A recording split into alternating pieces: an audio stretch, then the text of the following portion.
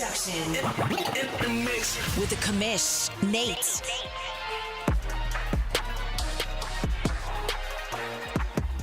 Hey, what's up, everybody? Welcome to OMFL Draft Day. It is season 114 draft. I'm here with you, but I'm absolutely exhausted. As you've seen today, we bought some crawfish. We had a really great time. Let me get my hat up here so you guys can see me just a little bit. Not that anybody wants to see this old ugly mug of mine. I'm absolutely worn out from a really great weekend, but we capped it off with a great day. Only one of my buddies that you see on the screen is actually here with me. Let me welcome in a new guest to the show. First time being with us, Mr. Randy Bronco, man, a.k.a. owner of the Indianapolis Colts. All kinds of words I put in there. Mr. Randy, how you doing today, bud? I'm doing well. How about yourself, mate? I am good. The guys are itching. We're starting an hour earlier than normal, trying to help our West Coast friends. Let me go ahead and hit the start button, and then you and I could do some recapping. We're at round 1, pick 23. Guys in the chat, as always, let me know the draft has officially started. The clock is going. We will go through the first 3 rounds with regular time slots. After that, I'm going 1 minute per round, 4, 5, 6, and 7. We're going to get through this thing. Let me know if you see somebody is not here, and I'll make sure that I go ahead and we skip them and skip right ahead and make that happen. So I appreciate you guys all hanging out with us here tonight. Oh, we're covering up some of the stuff. Mr. Big Hurt.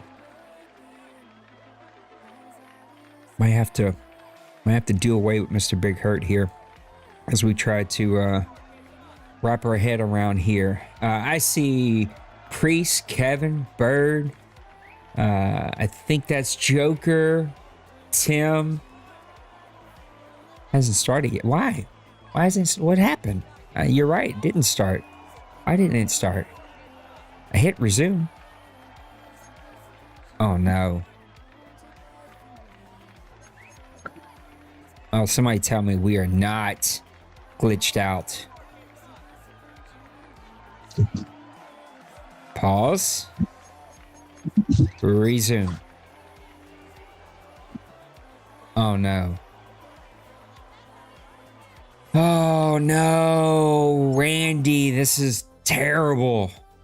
Yeah, it's not moving on my screen. Yeah, it ain't moving on anybody's screen. We need to call the OMFL IT department and get them out here. Sounds like I joined at a bad time, folks. There he is, Mr. Big Hurt. Perfect timing, brother. Looks like we have broken the draft. That is not good. I'm actually driving on my way home, but I was going to be home here in about 5 minutes. So, all right, let me do this. But, let me hit pause. Worst case, Meek, you've had all night to pick, and so I'm gonna close it. I'm gonna restart. Worst case, I will try resuming and then skipping Meek because technically we should have started 10 minutes ago. So EA Sports, it's in the game. I mean, technically, I could sit here and do a manual clock, but that would be absolutely brutal. I do not want to have to do that. Big Hurt, how's your Sunday going, brother? It's been pretty good. It wasn't as busy today as it's been the last 2 days. So, got a lot of my paperwork done for the week and got my truck order in and my liquor order done. And so tomorrow should be a nice and easy day for me. But nice. You got all that done and heading home hoping there's some crawfish left over. There's just enough crawfish to make an etouffee this week. That is about it, though. Not enough to invite everybody over, but one of these days I will win the lotto and we will be able to do that. All right, let me see. Let's see what happens here. All right, resume draft. No. Okay, we're going to skip. Can I skip next pick? Oh, I can't believe this, y'all. What is going on? Well, we're left with one option. We ain't got no automatic transmission tonight. We're gear shifting the whole way through this thing. We may be gear shifting through this whole thing.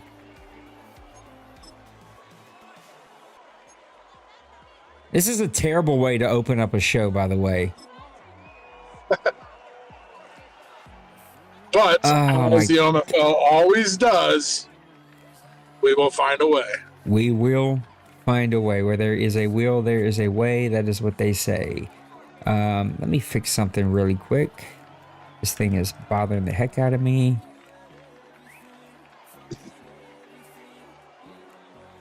It is not perfect, but it will do for tonight.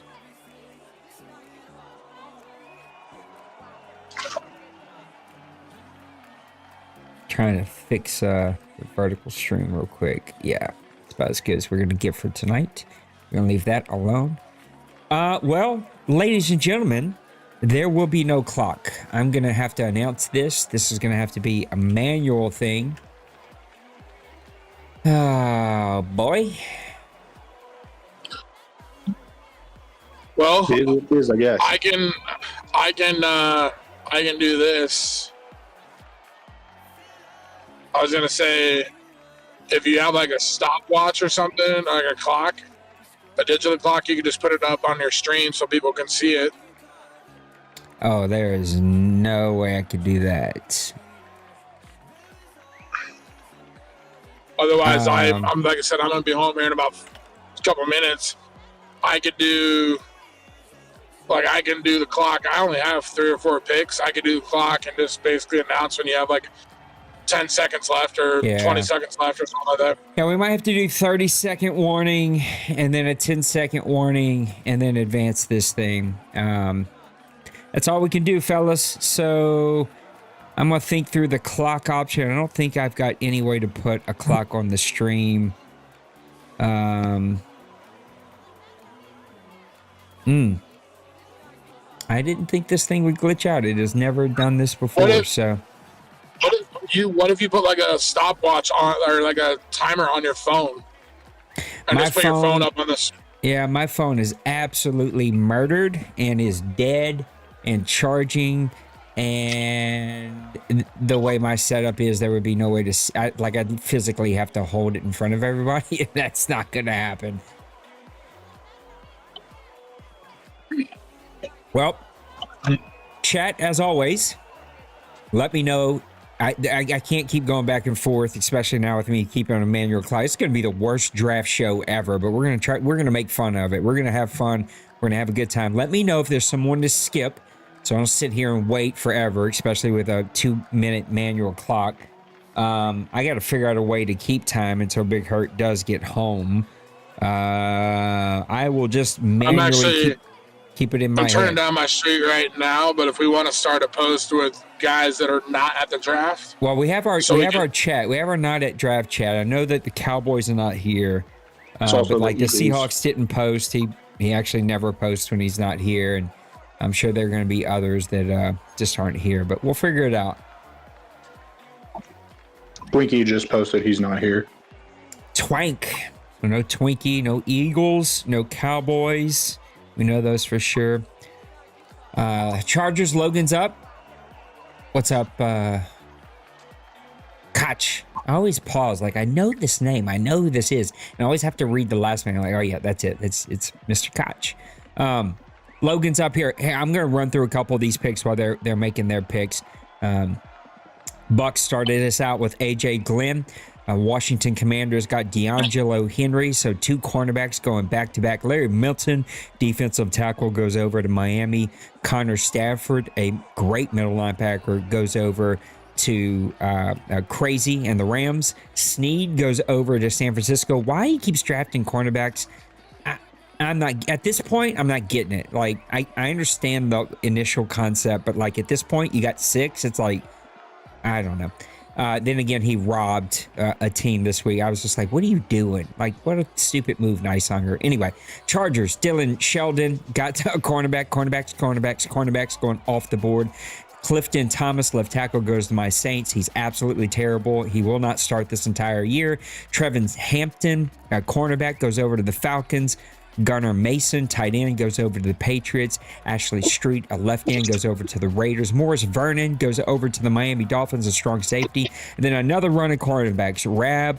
Carlos Bayless, defensive tackle, over to Houston.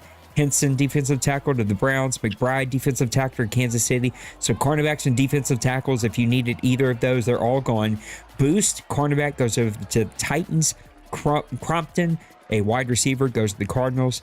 Halfback Forbes goes over to the Giants. He posted him. He was the number 1 rated player up to this point. I got mixed up here. Wark, left guard, goes over to the Lions. McDonald, tight end, goes to the Texans. Cameron, right outside linebacker, goes to the Browns. Sloan, outside linebacker, goes to the Titans. Norris, another defensive tackle, to the Hawks. Burbank, tight end, to the Steelers. I cannot believe the run on cornerbacks, right outside linebackers, defensive tackles, and tight ends. Elliott, outside linebacker, goes to the Panthers. Garvin, halfback, goes to the Commanders. Melvin, defensive tackle, to the Lions. Dixon, left tackle, over to the Chargers. Clemens, outside linebacker, over to the Panthers. And then now we've got Broncos, Ravens, and Bears. Oh my, as we wrap up round number 1. Quite the draft here for like the Lions, the Texans, the Panthers, multiple first round, the Commanders, multiple first round picks. And those guys are starting to pile up some really talented players. A lot of great players came off the board. I mean, like you said, there's absolutely no cornerbacks left. So if that was your plan, good luck. Sorry.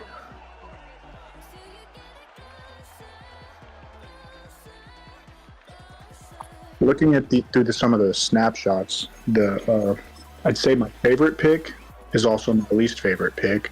The corner that the Titans snagged is a 6'3", 95 speed guy.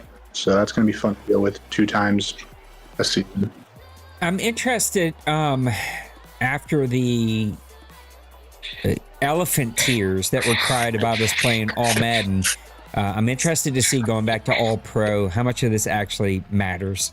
I just feel like all pro is going to be dumbed down, and all players are going to kind of play the same. They're all going to play stupid, and it won't really matter. But I guess we'll find out here soon enough. So we're up to Mr. Colin and the Bears, 32. What a run for Chicago. A great OMFL bowl game. They had to do a little bit of a comeback there, but man, they win their first championship here. What do you think about watching that one, Logan, from the sidelines? Not Logan, listen to me. I don't know why I had Logan on the brain. Bronco Man, I get caught. Do I call him Bronco Man? Do I call him Randy? I get caught in between, so I'll probably hover between both of those. But Randy, watching that one from the sidelines, what'd you think about that one? It was one of the more intense, I'd say, games that I've watched since I've been here. A lot of times I feel like the bowl games kind of turn into blowouts. And that one it felt like 2-3 times Nips was about to run away with it. And then Colin just kept staying in there, staying level-headed. And it was kind of just out of nowhere in that fourth quarter. It flipped on its head. It was a really ton of fun to watch. Mr. Colin, you got 1 minute. I'm just doing this off in my head until we get Big Hurt. I'm not going to freak out about it. Quite I can keep the run. Stopwatch for you. Okay, if you want, while that'll we're work. hurt. Yeah, until we get Big Hurt. Just give me a 1 minute warning. Actually, give me a 30-second warning and then a 10-second warning. And they'll all be able to hear you, and we'll make that happen. Okay. Lower down the music just a hair. All right, we're off into round 2. Let me up the voice chat so everybody can hear. Capture, we're going to lower the capture down just a hair. We don't need to have that so high. When it comes to my pick, I will go on Be Right Back, which looks like this. Well, I'm pretty sure everybody's going to be able to hear everything. I'm not 100% sure. Let me know in chat if you can hear this, if you can hear Randy. He was just talking. And I'm going to see if this thing unpauses. So come down here. Oh, no, it's already on pause draft, so.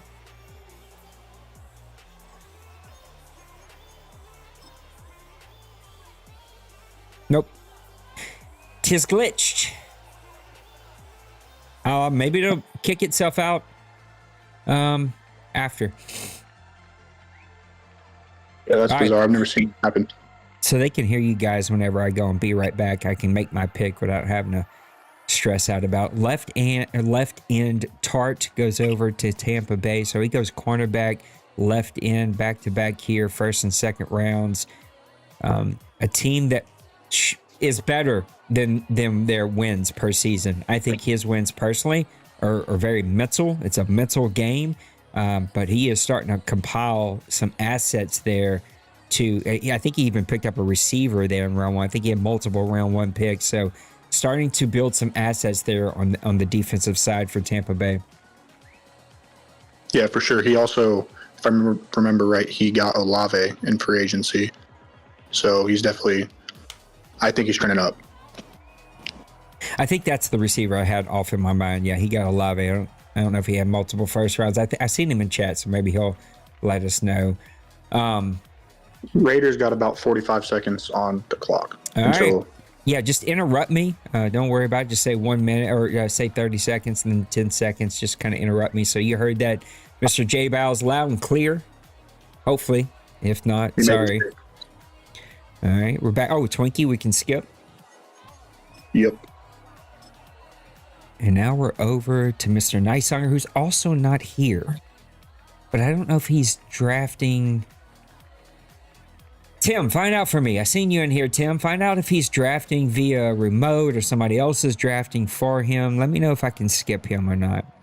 While they're doing that, I'm going to go be right back. I'm going to start looking at my draft board. Logan, that means you and Hurt, when he gets here, you guys get to fill in the air. You don't have to. Pick.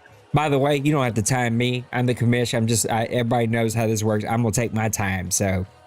Take all the time you need. I'm going to hurry up. I always feel the pressure to hurry up, so y'all don't worry about it. A lot of these picks coming off the board look real good right now, though. Looking back at that first round, a lot of names stood up. That running back Bill took was great. I thought it was also funny how we were talking in chat about number one player, but he gets an A-. That didn't make a whole lot of sense. Broncos snapped a pretty good looking halfback. My dog is snoring next to me, so hopefully that's not coming through. But I am officially home. Let's go. Nate's making his picks right now. Dude. Big Hurt, you got any first round picks that caught your eye? People made. I'd have to go back and look. To be honest, I being at work, I didn't get to tune in as much as I would normally do. Sure. But I think the Titans pick for sure, the corner. Yeah. A little interesting to see. I think it was the Niners took another corner.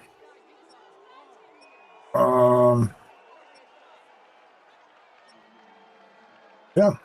The corner that the Falcons took looked real good. Nate takes outside linebacker DeMarcus Hill. I'm curious to see. Hopefully it's a good player. I also really like the tight end. Okay. I really was thinking about taking the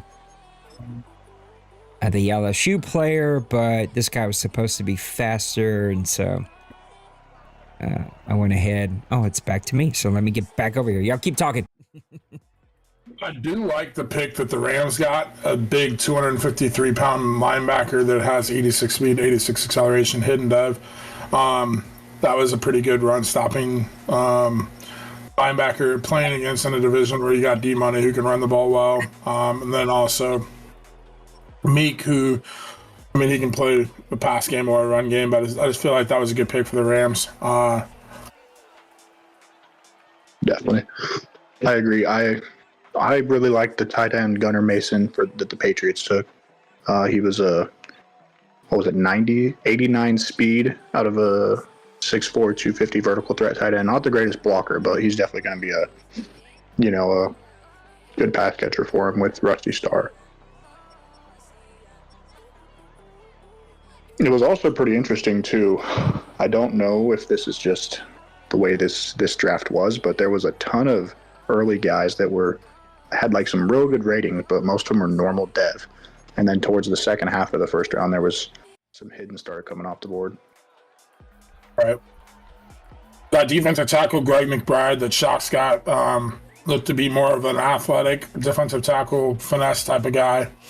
Not high in strength, but he does have 80 speed and 82 agility, 82 agility, 87 acceleration.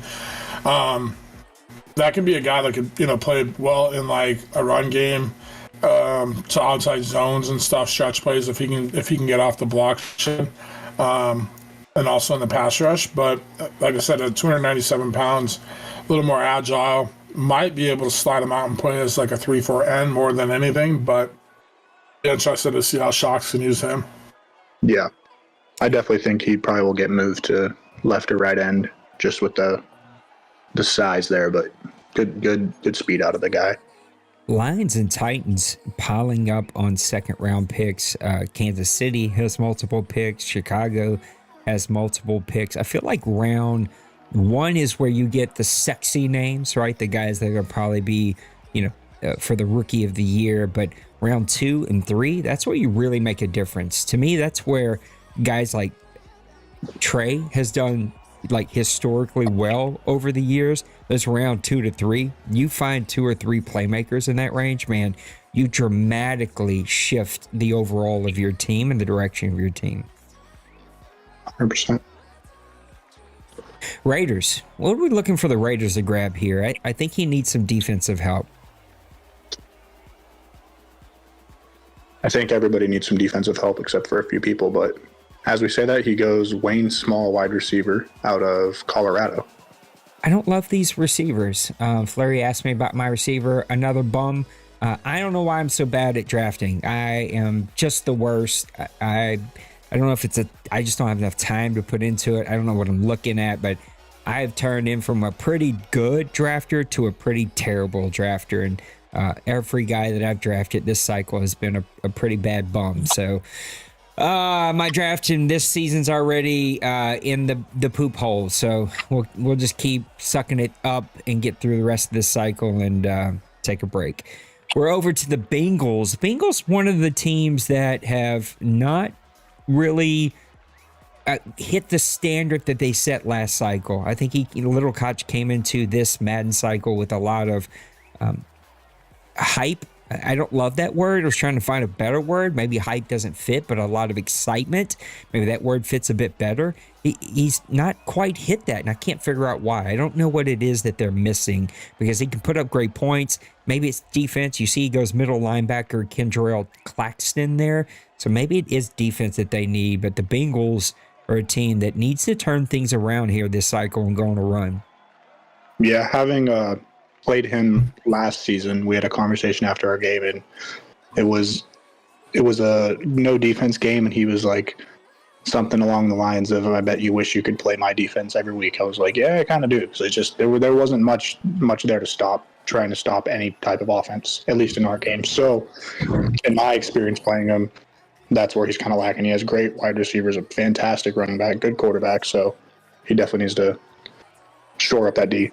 And just by the way, I am keeping time. Nobody's got close enough for me to give a warning. Sweet. So I appreciate it. So we got the Bengals with back-to-back picks here.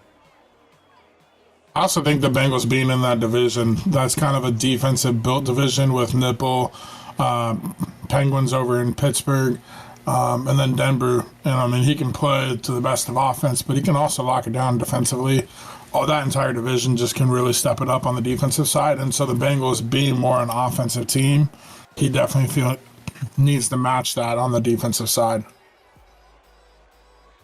What about the Titans, man? The Titans took one little step back last year. He and I had some conversations. Brian Keenan, defensive tackle, goes over the Bengals. So as we say, they need a bit more defense. He goes middle linebacker, defensive tackle, back-to-back. Now his buddy Denver and the Browns are on the clock. I'm not here to share people's story, but Kobe was going through a lot personally, and I think that, along with just moving to a little bit younger team, cheaper team, even though he had a pretty young, cheap team, but he decided to make some moves to set himself up for the rest of the cycle. Took one small step back, was still a very double digit winning team, still went deep into the playoffs, still had a really good season. Now he's compiled a bunch of picks again. He's got 3 here in a span of 6 picks. So the Titans are going to be another team looking to rack up on some talent. Man, if he hits these out of the park, he's going to be a problem the rest of the cycle. I think the Titans for me, I don't know what was going on with Kobe in his personal life. I know that he wasn't as engaged or locked in as his championship season.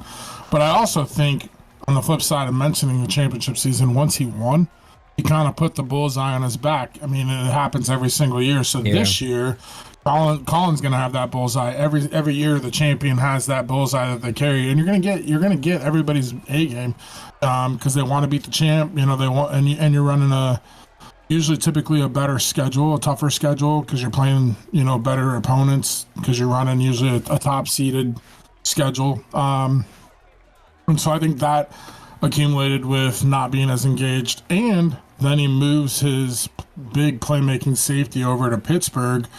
And that guy, as you talked, I think 2 seasons ago, that dude single-handedly won a game or 2 in the playoffs. So he won that game in Buffalo. Those 3 things that stack up, it's just hard to repeat.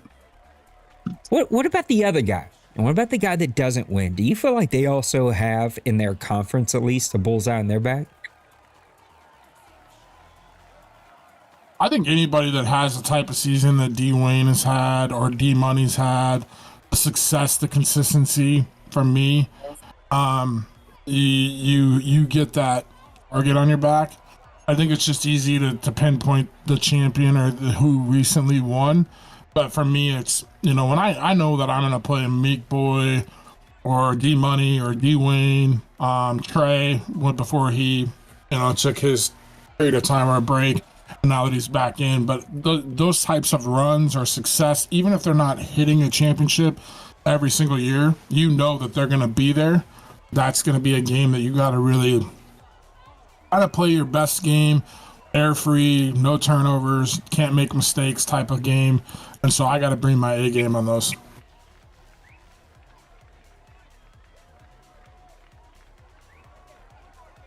My pick is coming up here, but before it comes up completely, I wanted to give a little shout out to Lost, I believe is the one who put it together, but that Playoff Madness new incentive, it looks like a ton of fun. Yeah, that was Priest's idea. It was Priest's idea. Cool. Well, I filled my my little bracket out, and I think it's going to be challenging. So it looks like just like a ton of fun. Good way to stay engaged, and another fun thing we do. So I appreciated that for sure. Yeah, before you get out of here, though, what do you think about the guy who doesn't win at all? Do you think they also get a bullseye on their back in their conference at least? 100%. I mean, I think Nips is a great player, and I think step one to get into the Super Bowl is winning in your conference.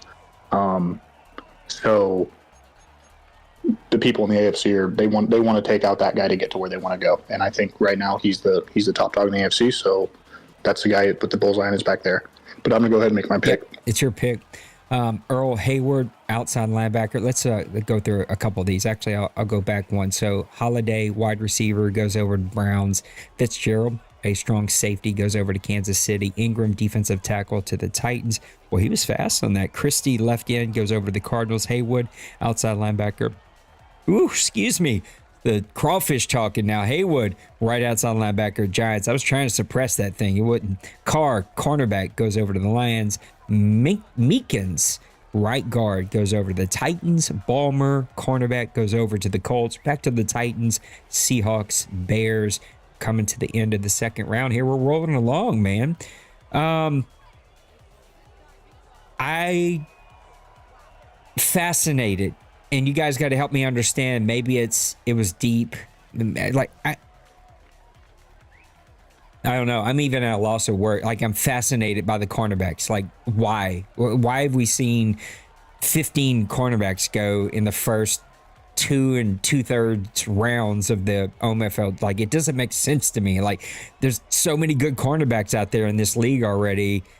I don't know. I don't get it. I'm starting to scratch my head. At some point here, this thing is going to hit no value return. You know what I mean? It's like too many cornerbacks out there. Like wide receivers, everybody's got a 93 speed wide receiver. You got to have a 97 speed wide receiver to even pique anyone's interest in this league. And I think here soon it's going to be the same with the cornerbacks.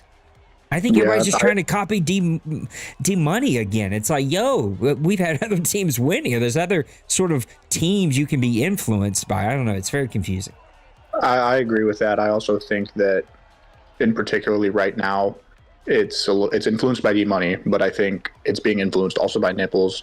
When he had, what was it? I want to say his whole secondary was over a 90 starting secondary, if not doggone close. And I mean, I know what I did in that AFC title game, and I saw what he did to a lot of other people. And I think they want to emulate that, and I fell into it. I just took a corner.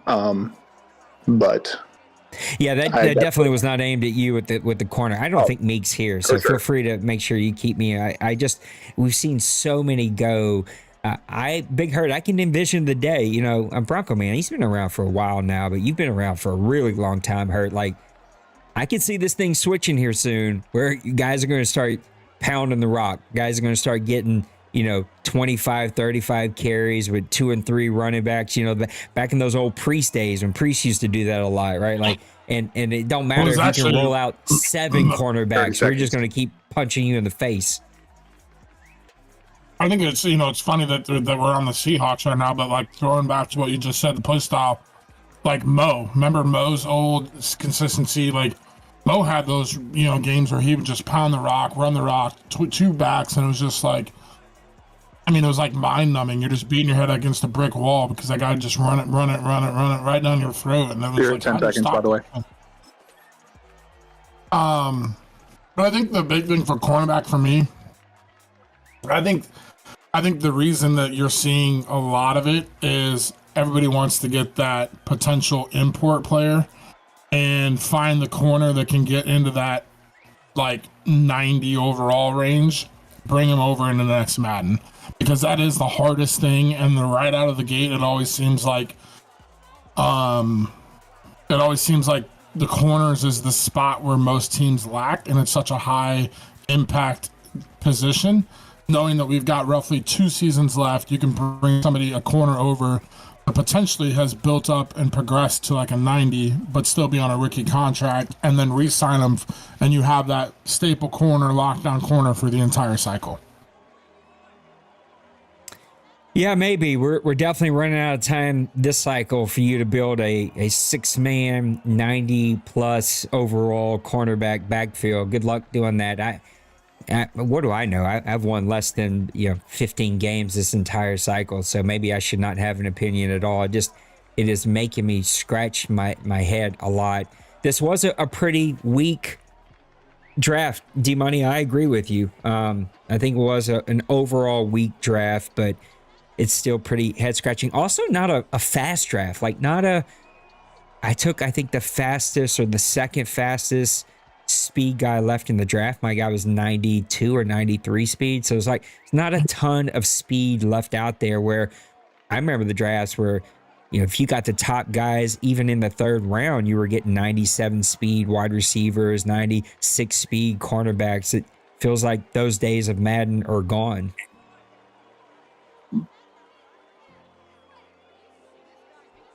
Miles, outside linebacker, goes to the Bears. Wiggins, left end, goes to the Bills. Culver, outside linebacker, to the the Raiders. Harrison, guard, goes over to the Lions. I think we've had some pretty decent offensive line fall here, so we might see some really good guys get picked up here late. Falk, middle linebacker, goes to the Chargers.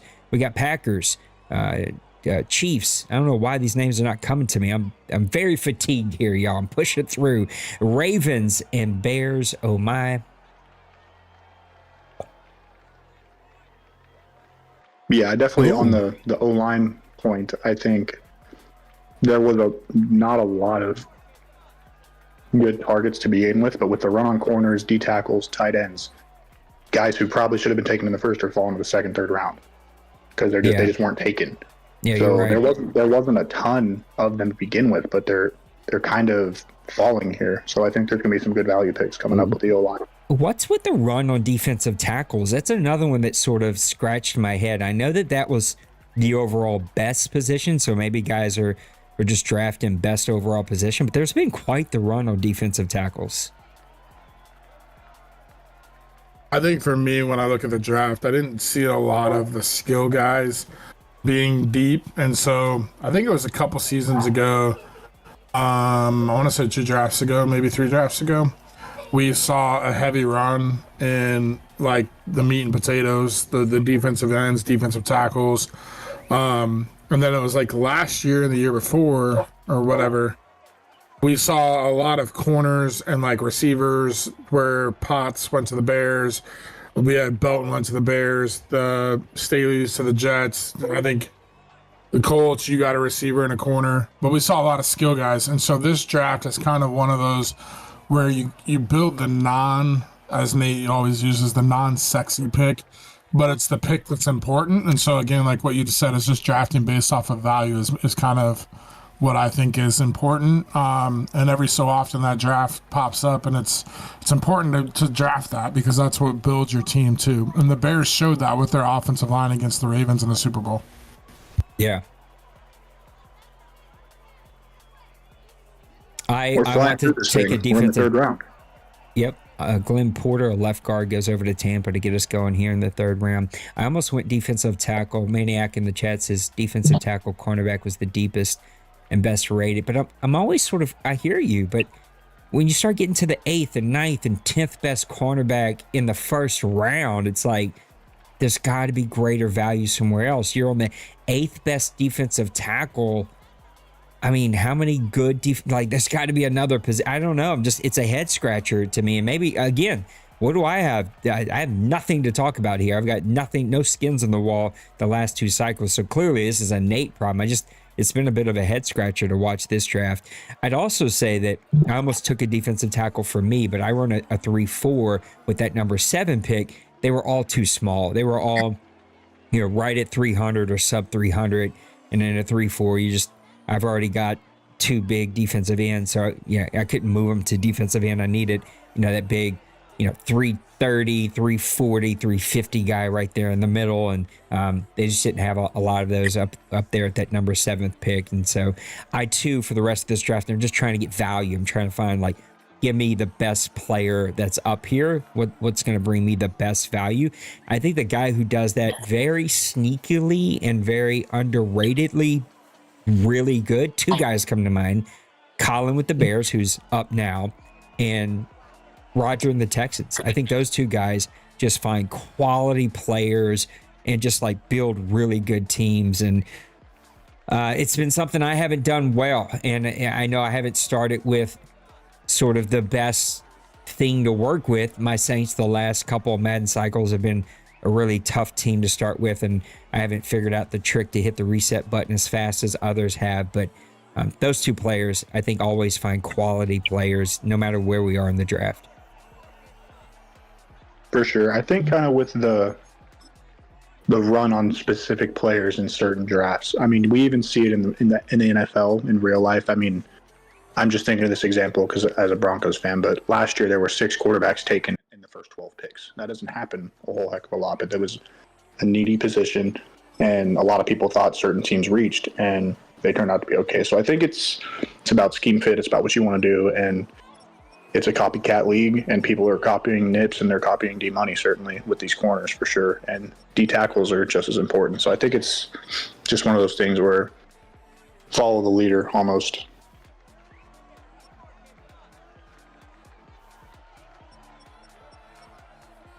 My pick's coming up here, so I'm gonna let you guys fill in the airways here.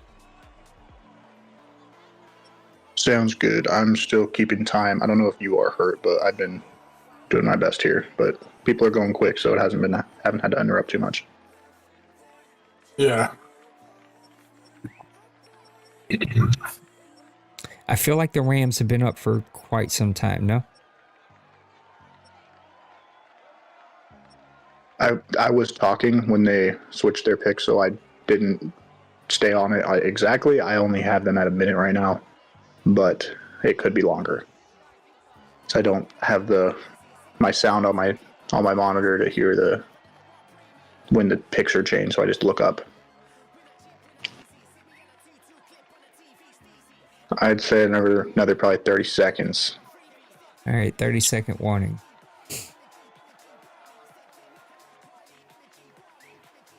Now that I'm situated, I can actually.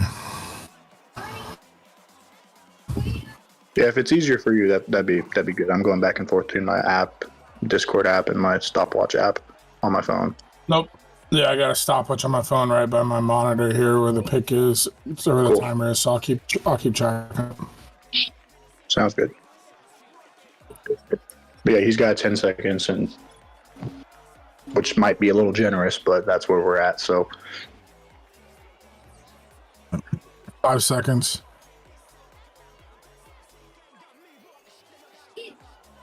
Skip. Alrighty. All right, let me go grab my pick.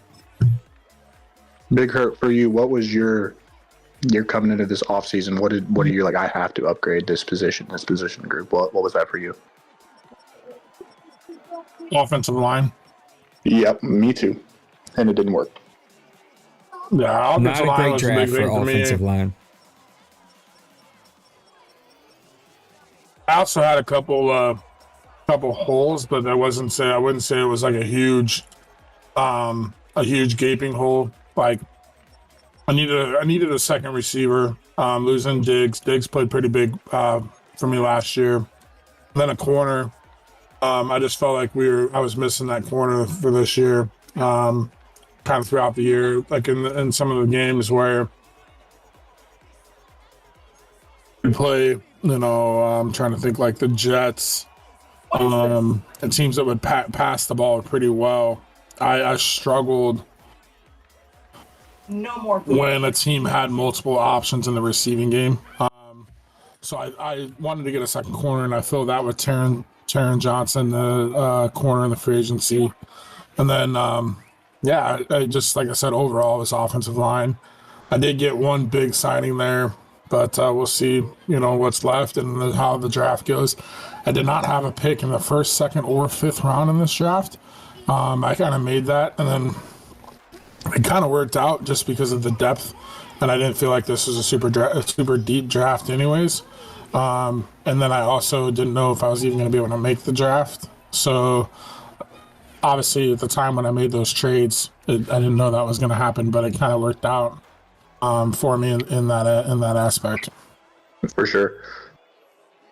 Bronco Man, you're going to be coming up. I know that our guy Raj is up right now. I don't know who told right tackles in free agency that they are worth $30 million a year, but that money being tossed around for right tackles, it was just right tackles. Offensive linemen in general was pretty elevated, but those right tackles, I was stunned by the money that those right tackles were getting. It just didn't make, again, a lot isn't making sense for me tonight. I'm killing that phrase to death, but the right tackle money made no sense to me.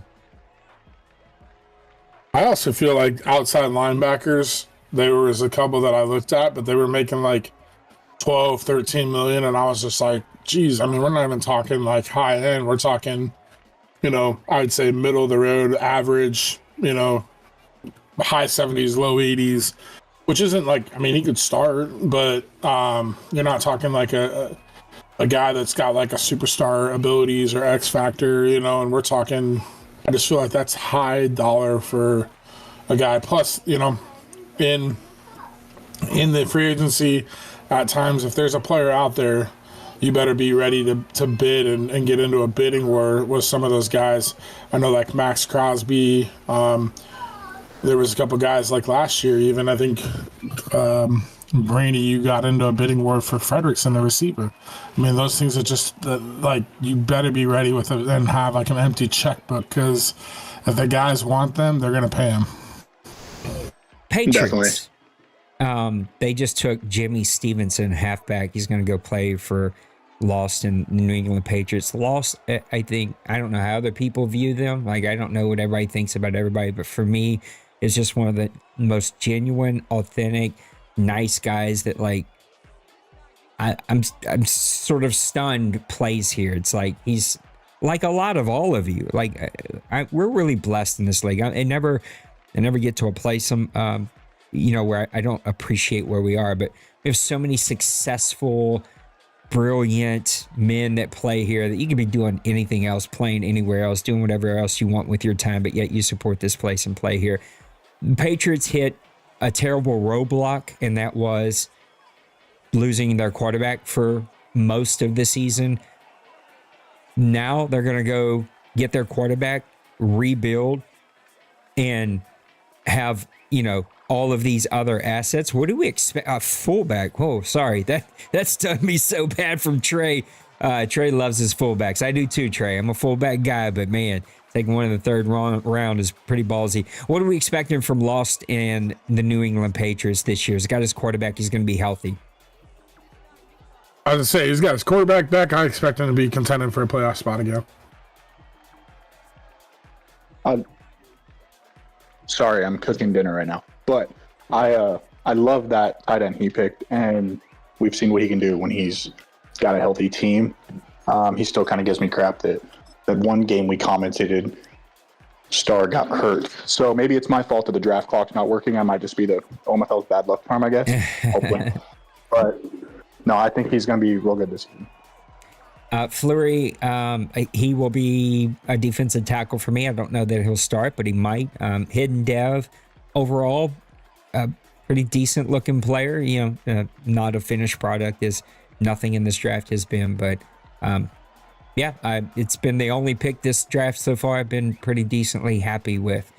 Kevin says Olave got paid, but I had the space and sit Godwin packing with this 86 speed. Don't worry, Olave will be there next year, so you'll have to deal with Olave and that big contract and not a lot of money. Let's go through a couple of these here. Clements, fullback, he goes to the Commanders. Stunned me so bad I had to pause mid-sentence. Sweet, a cornerback, goes over the Eagles. If you're picking no, that was a CPU pick, but if you're picking a cornerback at this point, like, what are you getting? The 50th best cornerback in the draft? It's kind of crazy to me. Weston, wide receiver, going over to the Bengals. Not a good draft for these wide receivers.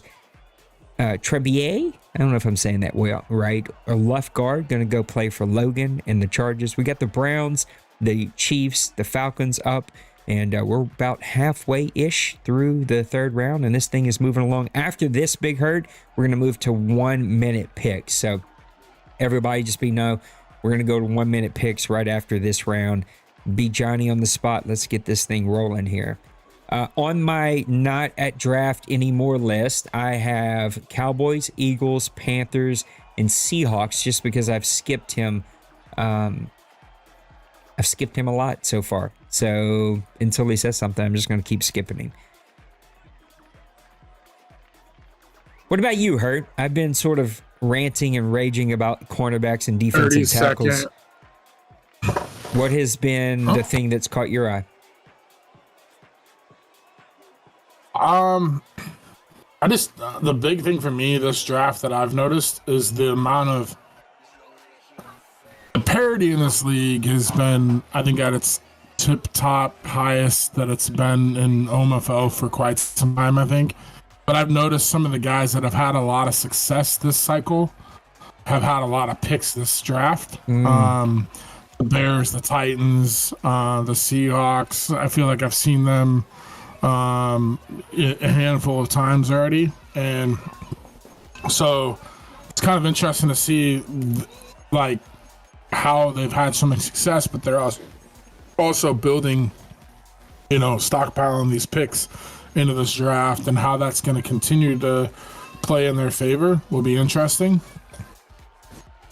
But that's kind of, and then as far as position, like I said, I think, I mentioned a little bit ago, I think it's just more grabbing the meat and potatoes, nothing on the super skilled positions, but the defensive line, the middle linebacker that's going to be a run stopper, or that change of pace. I think Trey got a really good running back in the 26 pick. Was about 230 some pounds, but had decent speed. I'm sure Trey will figure out a way to use him pretty well. But some of the other picks, I just don't feel like you're seeing any of the standout receiver or the standout pass rusher or like a quarterback. I think Maniac might have mentioned it if I look back in the comments that there was no quarterback taken in the first or second round, and that's almost unheard of for an OMFL draft. I want to talk about teams that intrigue me. I was going to start setting XP and setting sliders since we're sitting here going through the draft. Teams that intrigue me. I want to talk about that for the next little bit. I just want you guys to pick teams that intrigue you. Here's one that intrigues me. Arizona Cardinals had some big wins. We've seen Joker win a lot of games in this league. We've seen him go on runs and make it to the playoffs, but never sort of a real threat in the playoffs. We haven't seen him get to a conference championship. We haven't even really seen him threaten to get to a real conference championship.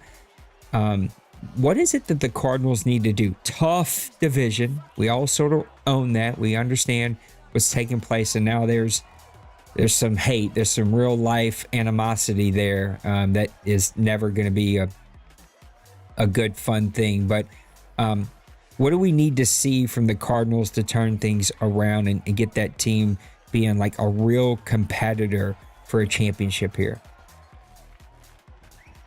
Joker is a great player. He's one of the, if not the best, he wreaks havoc in your backfield with whoever he's using on the D-line. He knows how to do it. I have no idea how to do it, so props to him for that. Also want to point out another fullback's been off the board just now. I seen that. But yeah, I think competing in that division is always going to be tough. When I first joined, I was a Seahawks and quickly was like, yeah, I'm not staying here. So he's put together a great team. I think he's got the winning mindset. He wants to win. He hates losing as much as anybody. So I think that was actually the pick I was going to say when you asked the question. So I'll have to think on another one. But I think Joker's a good pick for that. Yeah, I think I want to see some things for that defense. Clearly, Joker understands how to put up a lot of points. Using the defensive line was really his secret sauce, and that sort of can be hit and miss. I think it will be more powerful as we go back to All-Pro.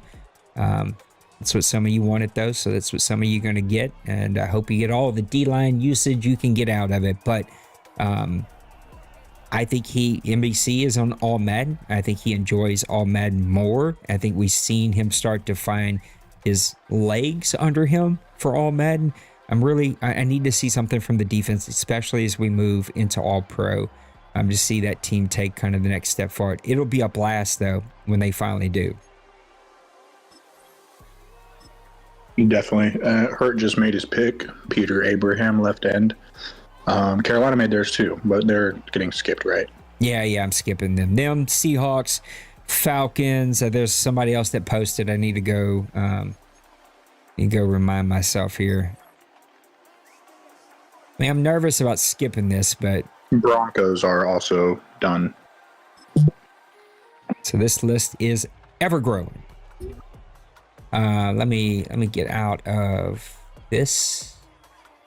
See if I can't update this really fast. Kind of answering your question, I think for me, the teams that kind of stick out and that are intriguing to me, I got a few, and I'm just gonna quickly mention them and then kind of a short sentence on why they intrigue me. We got all night, so you don't even have to be sharp. The Colts, I think they intrigue me just because of the success that they had last season. And I think if he adds a few pieces, the guys that were key contributors, the rookie receiver, rookie corner, if he adds a few pieces to that, builds his offensive line, which he mentioned he wants to do, he's got the Jonathan Taylors, he's got Fredrickson and that other rookie receiver, he's got some defensive playmakers, and I think he also found some traction and now knows what he has to do and has the confidence. And when you give confidence to Bronco Man, that's dangerous. I think the Steelers are another team. I think he's kind of been on that like edge, waiting to kind of tip over the top and break through on that division. Nipple, his success Denver's, I think, first year had his success with the division. So if trends are to be true, then maybe the Steelers, it's his time, or the Bengals. I think the Steelers are a little more primed just because of what they have. He had a good team. He walked into the postseason last year with 2 big injuries to the safety and a receiver. Had a really close game against the Jets and ended up losing on like a final play. I think the Steelers are ready to turn the corner and make a big impact on his season. And then also not having a first place schedule is going to impact him. I think the Commanders, Trey is now going to be locked in, ready to go. He's got his team. He's made some offseason. You give Trey an offseason, he'll do wonders, and it'll almost be jaw-dropping on how did you do that in just one offseason? And then my last team is I think your Saints. I played you last year, and I was just like, man, this team is like for an 80, whatever, 3, 4 overall. They play so much better than that. And I think you've got such a dynamic ability offensively with Hal that is such a difficult receiver to defend. But defensively, we've talked about it, just the way you play safety.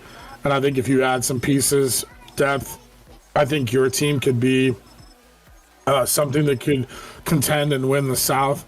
And then my last one that I just forgot about was the Patriots. You lost a quarterback back in the first 2 seasons ago. He made his run on All-Pro with this quarterback. Last year he was without the quarterback. Now we're back on All-Pro and he has his quarterback back. That's going to be dangerous. I feel like y'all didn't tell me any time here, but the Steelers have been here for quite some time.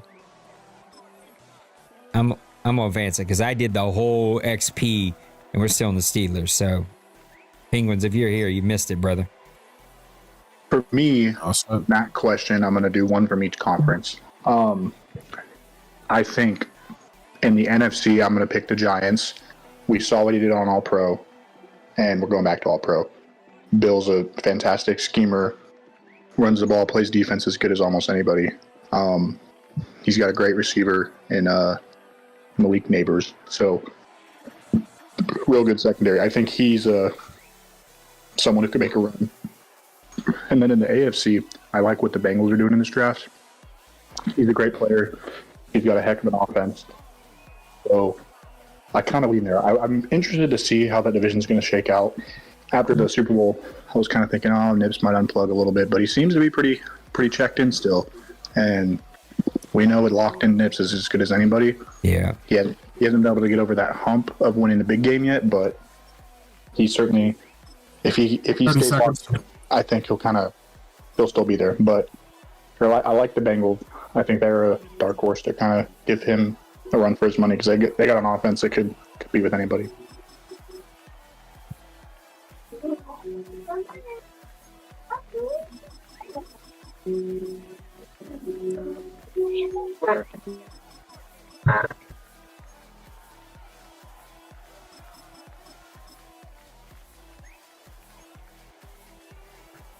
I also think it's going to be interesting to see how some of these teams respond that had success on All Madden. And I'm going to just say, the Jets, he had his best season when we switched to All Madden. The Chargers, they had a pretty strong season. And when he was playing well on All Pro, but he had a really good year on All Madden. 30 seconds. I think on the flip side of things, the Bears, the Colts, how do they respond? But then on the flip side of things, some of the teams that had really good success on All Pro and not as much on All Madden would be teams like the Niners, the Giants, the Titans, the Patriots. I think those couple teams had really good seasons when it was All Pro. And then when we went to All Madden, there was other factors like a quarterback got hurt, things in life, like we mentioned with Kobe, D-Money's dealing with, a newborn baby, that kind of stuff. But it was just different to see the success that those teams had on All Pro when we switched to All Madden. They didn't have as strong of a season, but other teams, like I mentioned, with the Bears, the Jets, the Ravens, the Colts, they had the Chargers, they had stronger seasons. So how does that play back now that we're going back to All Pro? Yeah. Falcons are another team that are intriguing to me. We've seen what he did with the Jacksonville Jaguars when we were on All Pro. He's a very good team builder. He knows how to scheme his trades and his free agent signings and his rookies to like fit his own schemes and like really move pieces around to fit what he needs. They were one of the teams that gave the Panthers the biggest kind of run there in the NFC South. If the Panthers don't continue to take some steps forward, he was sort of as hit and miss, even though he had a really good playoffs. The Falcons can sort of take that from them, or not sort of, they can take that from them. Also interested in the Bucs, a much better team overall wise than his record has ever shown. It's a confidence thing issue with him, and maybe getting, Olave is going to help with that. Maybe getting some of these high number 1 draft picks in every round, that will help with that. Maybe some of the money that he spent in free agency, but he starts out with 1 or 2 losses, it can snowball on him pretty quickly. But those are a couple other teams that are intriguing. Your Minnesota Vikings, for me, Big Hurt, intriguing team. You turn that team around so quickly in a short amount of time. I think you've had a much longer chance, a much longer runway to get that team to fit your scheme. I'm very interested to see what you can do there in the NFC North, a team that is not lacking for any type of confidence at all. Yeah, I mean, I think I gained some traction after I put a little bit of time in. I was frustrated with the All Madden early on, just because I hadn't played on it, and then I was struggling with certain things. But and you're gonna hear my son screaming. But my new dog, I got a Bernedoodle. He's 110 pounds, and he just knocked my son out. I also heard Bluey in the background. That is my ears perk up when I hear Bluey. I'm like, is my granddaughter around? Are we watching Bluey? Because I enjoy Bluey. Yeah, Bluey is the only show. If you ask him what he wants to watch, he's gonna tell you Bluey. We almost have to tell him, well, let's watch something else, because we've watched like about 17 episodes of Bluey straight, and it's just like, I'll watch Bluey without her being around. I'm a Bluey fan. I feel like we've been here on Nips for quite some time. Are we still taking time on me? He's got 25 seconds here, and then we're gonna switch over at the Bears. We're going to a minute clock. Yeah, you said 1 minute clock after that. 15 seconds here. I have a feel. Oh, no, he's picked. You Thank you, Nips. I thought you were not around. All right, we're going 1 minute as we start the 4th round. Finish your thought there. Yeah, I just think that it'll be. I'm just trying to go back. We got sidetracked with Bluey there.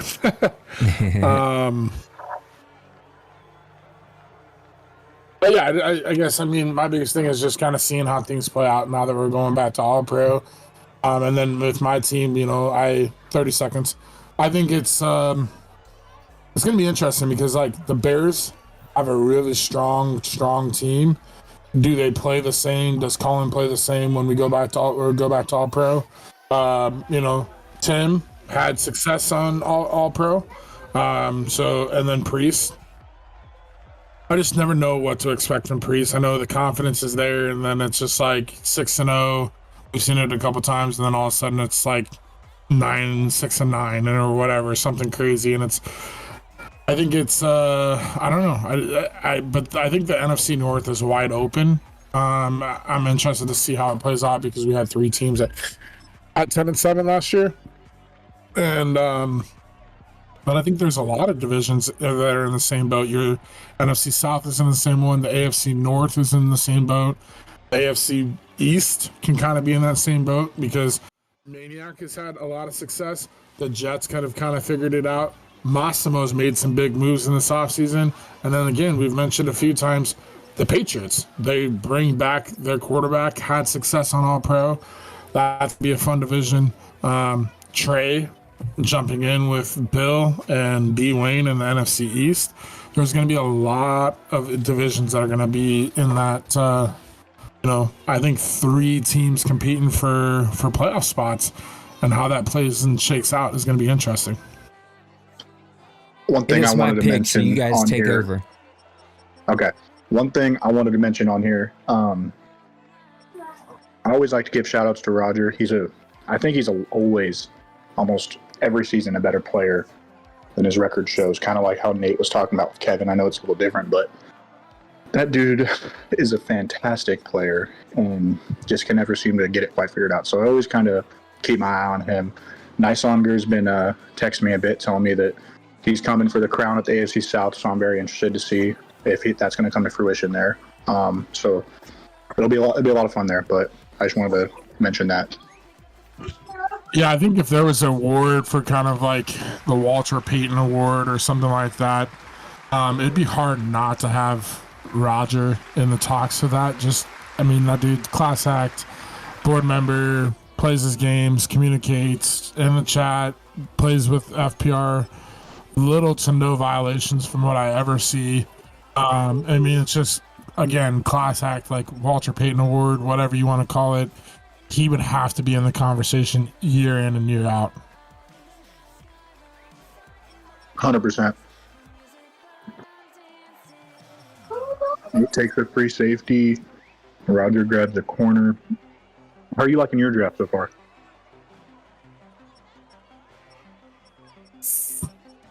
Nate's on another pick right now. I think he'll be able to talk to us here in a second. For sure. Were there any trades that happened that stuck out to you? Goodness, I couldn't talk. I honestly didn't get to see many of the trades, to be honest. The one trade that I did see was simply the Jets traded their first round pick. Hold on a second. No, you're good.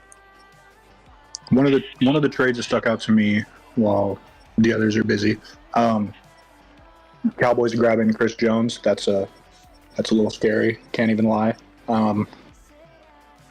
There was the Niners got like a first and a second for Sergio Scarborough, or they acquired a first and second. They traded away a running back Scarborough and then a corner Caleb Farley to the Jags. I made a couple. Nate made a couple. Joe Alt over to the Texans was a big one. Yeah, the Jets traded their 26th pick to the Commanders. The Commanders drafted that running back that I really like. But they got Gabe Leverett, who is like a high 80s safety. So that adds to that secondary that the Jets have already. Also, I want to say,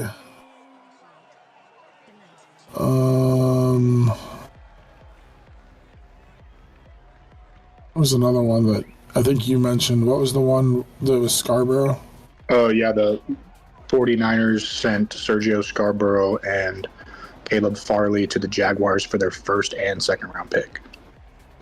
Yeah, so I think Scarborough is a running back that I actually really wanted to draft, and D-Money sniped him and took him right out from underneath me right before, like 2 picks before I was going to get him. With that being said, I think that was a huge pickup for Nysonger, because it seems like he could be an all-around back if used and developed. And I think D-Money just didn't really have the chance to use him the way he planned last season. So moving him, it'll be interesting to see. But I also like the trade that you made with the Bills picking up Dalton Kincaid. That gives you another weapon, and from a tight end's perspective, Dalton Kincaid is a really athletic and difficult matchup. So I like that pickup for you. That's another trade that I think would be really big. Another one I saw was, go ahead. Chris Jones to the Cowboys. I know Chris Jones is older, but Chris Jones going to the Cowboys is kind of hard to see just because the way Dwayne plays, giving him like an elite interior player like Chris Jones could be really hard to watch. I guess the rich get richer in a way. But that division, like every team is really loaded on the front end with their defensive like front sevens. I think Bill's built a really stout front seven. Dwayne usually always has, but also plays really at a high level with the linebackers. Are we still taking time? Yeah. Okay. Yep. Just make sure. Yep. We're at 30 seconds right now with him. So then, but I think the Commanders, like Trey's gonna build a pretty strong team and play at a high level there with that division as well. And like Twinkie, like we've mentioned a million times, like he's always there, and then, like it just loses games. Love to know how many one-score games Twinkie's been in a cycle. I bet you obviously his record's not good, but if you took out those one-score games, like I bet you his record could be, if you added a touchdown on to the Eagles score, he would probably have 11, 12 wins every year. He seems to always be within like a one-score game. Yeah. I think I just wanted to mention, we're talking about Chris Jones of the Cowboys. Does that make it back-to-back years where the Chiefs make the best team, one of the best teams, even better when he gave Pacheco to the Niners last cycle? Now he's giving the Cowboys Chris Jones. I mean, I'm just giving him crap because he's my cousin. I think that's interesting. The rich get richer there. But if one of those guys hits you up, what are you doing? If one of those guys hits you up for anything, you probably just need to ignore the message because you're about to get robbed. So D-Wayne's a pretty even trader. Now, D-Money, I can tell you right now, the second his message pops up, you guys should just know that you're going to get it stuck in and you're not going to get a hug after. He's just going to leave. That guy's, he knows how to trade and he doesn't let up. Once he gets his eyes on something, he's going to find a way. Here's a team I want to talk about as the Browns and Mr. Denver are running out of time here. The Commanders. What are we expecting to see from the Commanders? Denver, I'm skipping, but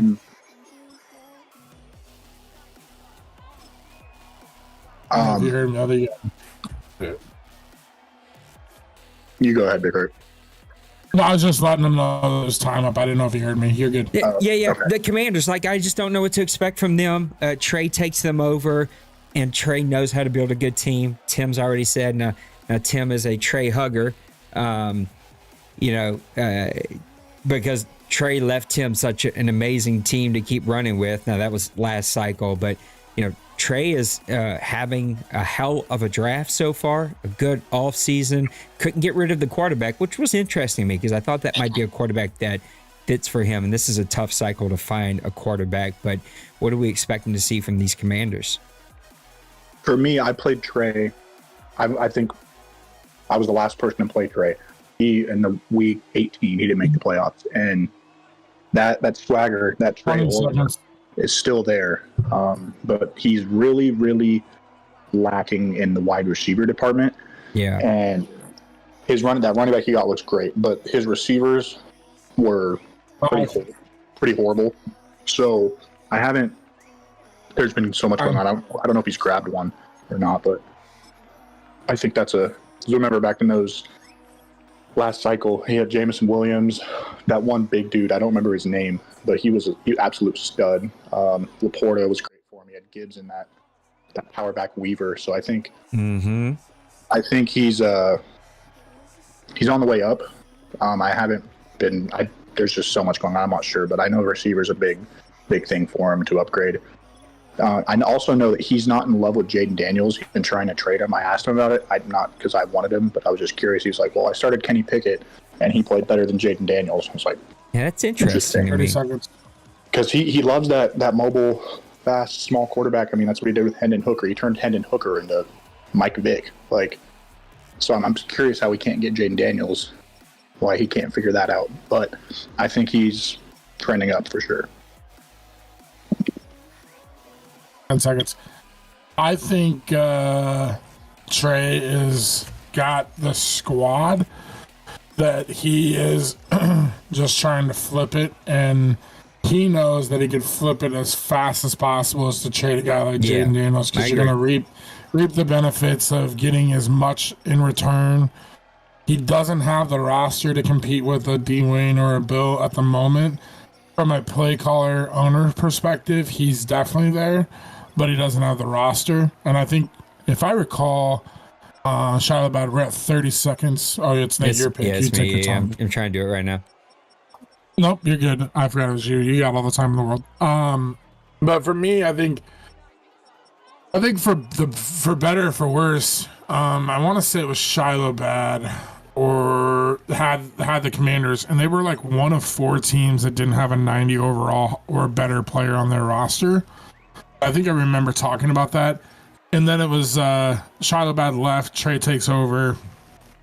And I think that's it takes time to build, and then also being in a division with Bill and Dwayne, the success to build those guys quick isn't going to be, an instant thing where you can come in and just be like, yeah, this is a winnable division right away. Like, I think it's a winnable division for Trey, but I think he needs to build the roster to compete. And so how do you do that? You trade a guy like Jaden Daniels, get as much in return, build it to his style. So I think that's what he was trying to do. Not that maybe he... Bro, it just skipped like me. You said, I think the big thing is he played Kenny Pickett, and Kenny Pickett was playing just as good, and so he's like, well, why keep this guy when I could just have other picks and build the team around Kenny Pickett? Okay, pause. I think this clock is working, but it's not showing that it's working because it just freaking skipped me. Wow. Was that a guy you were looking at least? No. Yeah. Don't even know who that is. Oh, my gosh. Oh well. Anyway, so Nate's going to start putting himself on the 1 minute clock because I'm going to have to stay ahead, and both of you should also be warned. There is no take your time. Yeah, I agree with both of you. I think he does have an asset, and he knows how to flip that asset as Big Hurt makes his pick, and then we're over to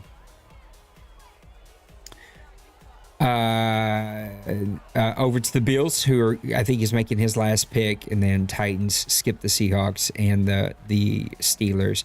Here's another team that I want to spend some time talking about. We know that Trey knows how to build a team. Well, another guy that knows how to build a really good team, but hasn't quite found his stride, even with the franchise quarterback, the Miami Dolphins. He went defense heavy, at least from what I'm recalling. I remember, right, he picked some cornerbacks and whatnot. What's it going to take for the Dolphins to turn some things around in an AFC that is figuring itself out? Some of the mainstay powerhouses have stepped sort of back. Some have stepped up, like the Bills, like the Titans, like the Steelers starting to win some games, the Chargers, and what Logan's been able to do. It is not an easy division to turn things around quickly, but the Dolphins seem to be behind the curve a little bit. For me, when I was messing around with that playoff madness bracket thing, that was the hardest division for me to pick a winner for, because every single one of those guys is really good. But so far this cycle, Nassimo struggled the most. But he went and spent a lot of money in free agency, so I would expect him to turn things around a little bit. I haven't played him a ton, which is interesting because I've been in the AC, but we don't cross paths a lot. So I don't know as much about his game as other people, but I think he can make some noise. Him signing Crosby and the draft he's had can definitely be positive for him.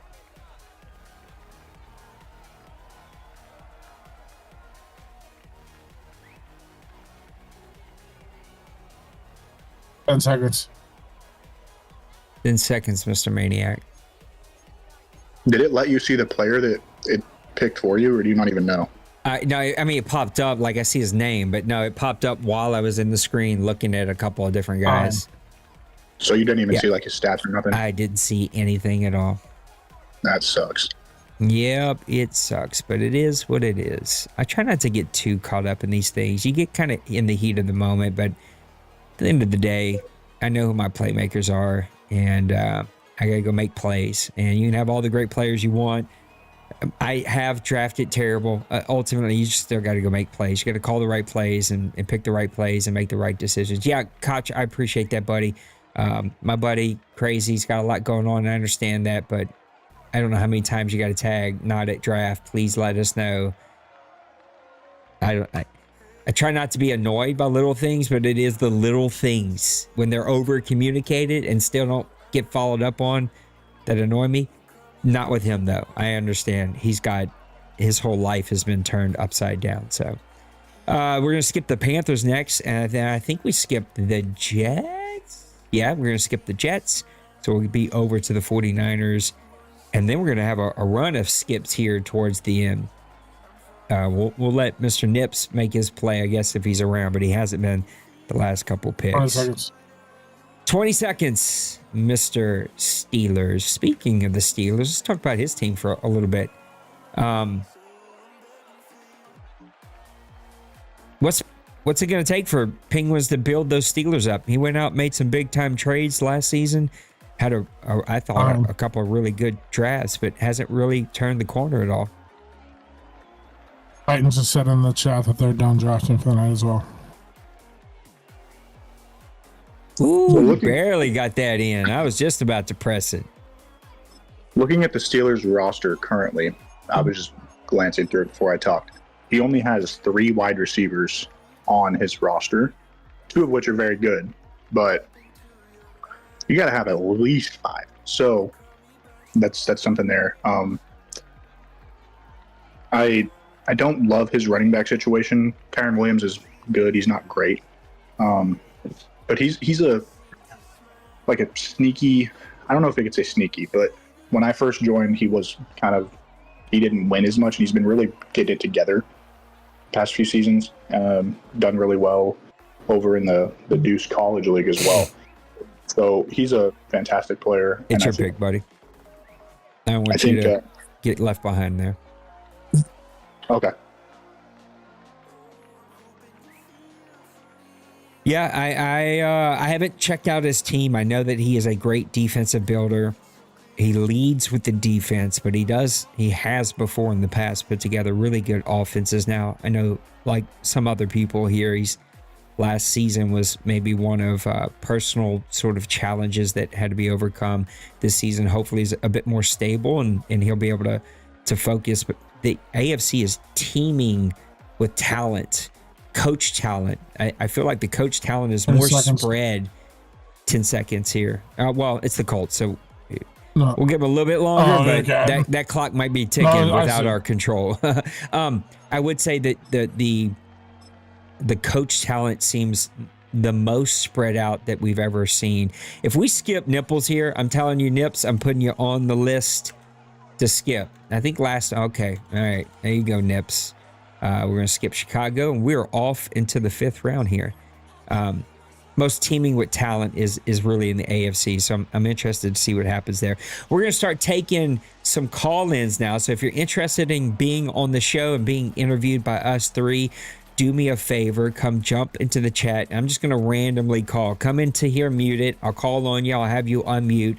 We'll all 3 of us ask you a handful of questions, and we'll finish out these last 3 rounds with style as we take on some interviews. Just jump into the OMFL voice chat. You can do that on PlayStation. You can do that on your phone. You can do that on the app, on your computer, a variety of different ways that you can do that. I'll try to keep an eye on the voice chat. But I am trying to bounce around through all the different things that we got to skip and not skip. Looks like, Tim, you're going to be up first here in just a second. Going to make sure you got 10 seconds, Mr. Kev, and then we're going to skip. I want to make my next pick, and then we'll interview Mr. Tim, and then we'll start rolling through some interviews here. Skipping you. That one hurt a little bit. AJ Caldwell, he's going to go over to Tampa Bay. So we got the Raiders, then we're going to skip both the Eagles, Rams. I will make my pick, and then we will interview Mr. Tim. Here we go. Let me skip ahead.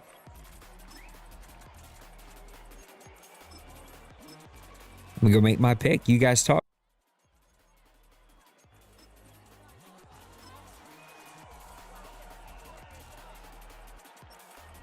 Randy, how are you feeling about the AFC and the NFC powers, like compared to what they've been in the past? Obviously, with Colin winning the bowl game this year in the NFC, do you feel like the NFC has balanced that? Because I know at one point the AFC was kind of holding the powers of between the two conferences. So I think that's an interesting question, and I want to look at it not through the glasses of an AFC owner, but it's hard not to. I think as an entire 16 teams in each, I think the AFC is deeper, but I think the NFC is a little bit more dangerous at the top, if that makes sense. Is the way I kind of put it. I definitely was absolutely shocked by the run Colin went on, and all the props in the world to him. But it was very cool to watch a game that was between two guys who hadn't won one, and it was a classic. Yeah, I mean, for me, it was the whole thing that made it was two guys, class acts, but they also, made their runs. I think obviously Nipple had more of a run throughout the season, going 15-2, but then into the playoffs and then all the way to the bowl game. But Colin caught fire and capped that all the way through, and I think it was like week 9 or 10. He only lost one game, and so that stretch. But he had the team to do it. Colin's capable of doing it. But the thing that sold it for me was both guys have never won it, so it was nice to see. Again, talking about parity and how it's been at its highest, I'm a firm believer that we had two guys there that I don't think you could have said, okay, Mipple might make it, but like having those two where it wasn't a D Money or a D Wayne or a Kobe or somebody that's just been there consistently multiple times. So it was nice to see that. All right, let's bring in our first guest of the night, Mr. Tim. You can unmute Timothy of the Detroit Lions, his hometown team, a team that we've seen sort of go on a bit of a roller coaster last year, but went on a heck of a run right there at the end and just came up a little short. Tim, welcome to the show. How was season 113 for you as their coach? How's it going, guys? You guys are doing an awesome job with this glitch and the manual clock and everything. I just want to give a shout out to you guys for making it work no matter what obstacles are thrown our way. Season 113 was a challenge. It was definitely one where I went from being the hunter to the hunted, as I said, getting a first place schedule. Tough opponents. I think I did pretty well with the cards I was given. Had some unfortunate injuries that really hurt my team's chances during the season. Laporta got off for half the season in week 1, and about a quarter into the season, I lost Brian Robinson Jr. for the rest of the season. So those definitely hurt me big time. And I apologize for anybody that had Laporta on their fantasy football team, so I let them down. I am the kiss of death to fantasy football players. If I pick them, they're probably going to get injured here. 10 seconds for you, Mr. Denver. I think we might have skipped Denver last time. So no wonder, Denver, are you around? Tim, let's talk about the season 114 as we move into it. What did you try to accomplish this offseason when it came to free agency and re-signing players? Keep everybody. I had a hard enough time keeping the core players I had. Entering the last chance to re-sign, I still had Hutchinson and Brian Branch left to go.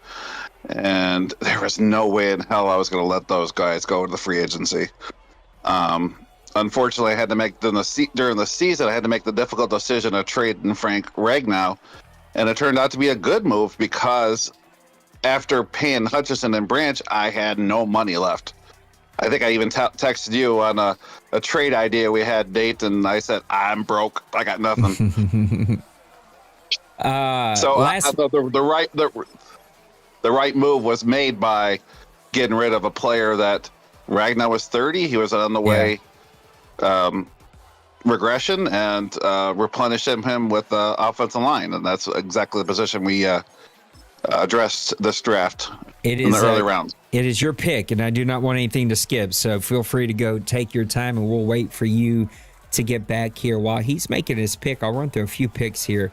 Now, Springs, tight end, goes over to the Packers. Bruce, wide receiver, to the Browns. Tiller, wide receiver, to the Chiefs. Capers, left end, to the Falcons. Wilkerson, free safety, over to the Cards. Rose, tight end, over to the Giants. And our do not draft anymore list is growing larger. Cowboys, Eagles, Panthers, Seahawks, Falcons, Jaguars, Broncos, Bucks, Bills, Jets, Pats, Bears, Rams, Titans, Giants. Whew, my goodness, quite the list there. DJ Hewitt, wide receivers, going over to the Lions. And as we skip some more, I want to turn it over to these fellas. Fellas, what questions do you have for our buddy, Mr. Tim? Randy, I'm going to let you go first on this one. Sounds good. What's up, Tim? I hope you're doing well. My initial question for you would be, you kind of said it yourself. You went from the hunter to the hunted, and you still went to playoffs. You had a good season, but I think you probably wanted a bit more. What's your mindset now that Colin is not only the hunted in the North, but the hunted in the entire OMFL? How do you process that? What's your mindset there? I blew it last season. To put it mildly, I had the division title in my grasp, and I let it slip through my fingers. Three-way tie between 10 and 7 record between the Bears, the Vikes, and me, and I was the third place team based on that. I had a chance to win it outright, and I blew it. So my mindset is to keep the confidence going that I had when I won the division, when I take no prisoners attitude, and just keep going full throttle. This is going to be This is a fun division with the Bears, the Vikings, and the Packers. We're going back to the old black and blue, the NFC North, Norris division, and we're going to. It's going to be a fun one to see how that turns out.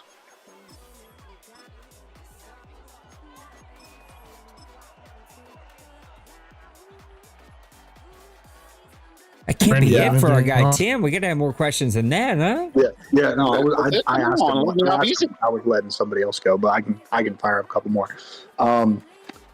So do you think for you, we were talking about this a little bit earlier, do you think you're the kind of player that you do better with all pro or all Madden? Do you think it's going to matter for you? Do you not really care about that? What do you think about that?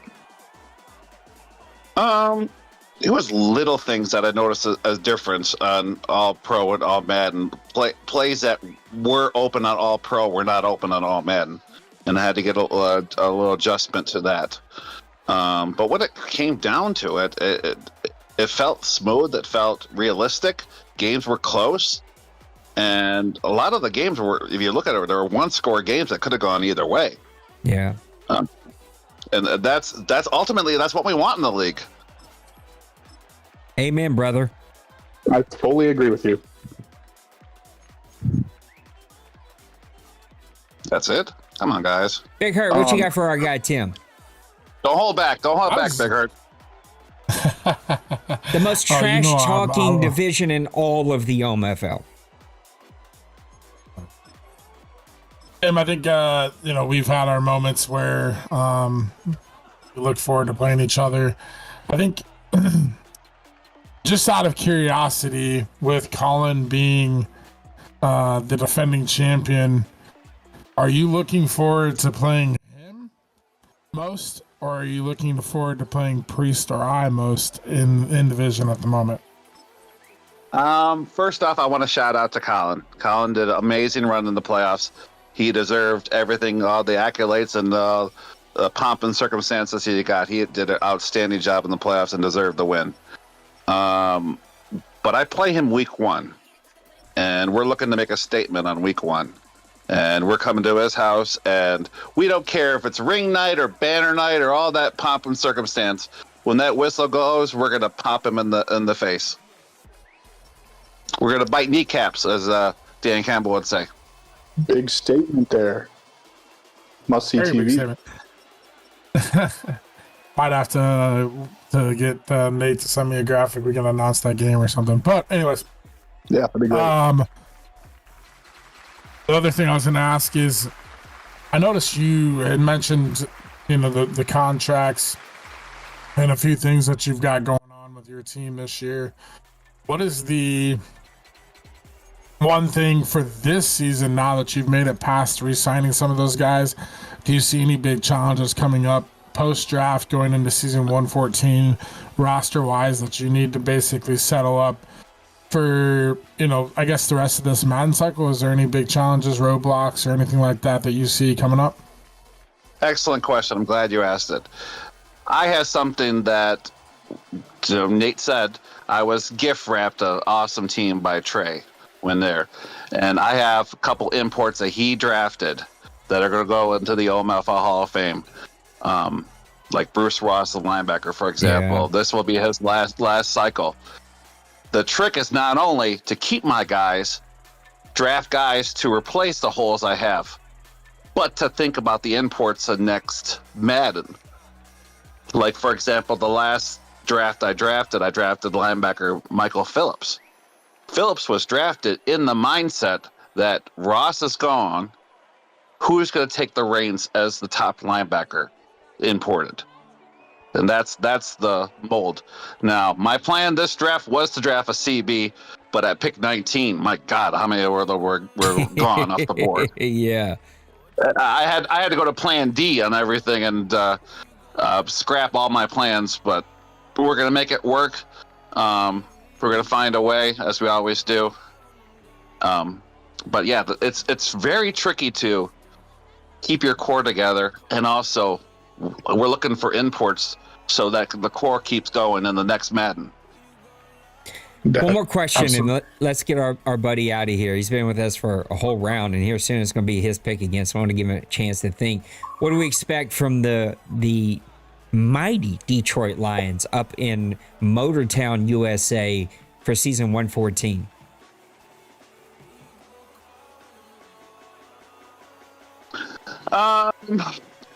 We're gonna compete. I mean, I could easily say I'm the Kings of the North right there, but this is a hard division, and you got to earn it. And Colin won it last year. Big Hurt, you're more than capable of winning it. If Priest continues to have success like he did at the beginning of the whole season, he can win the division. It's anybody's guess who's going to win the division, and we'll just got to get your popcorn and see how the division unfolds.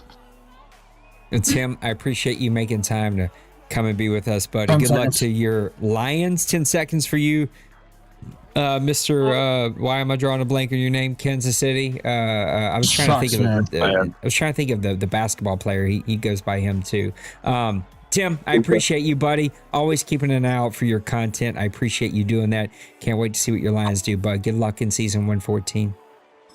Thanks, guys. There you have it.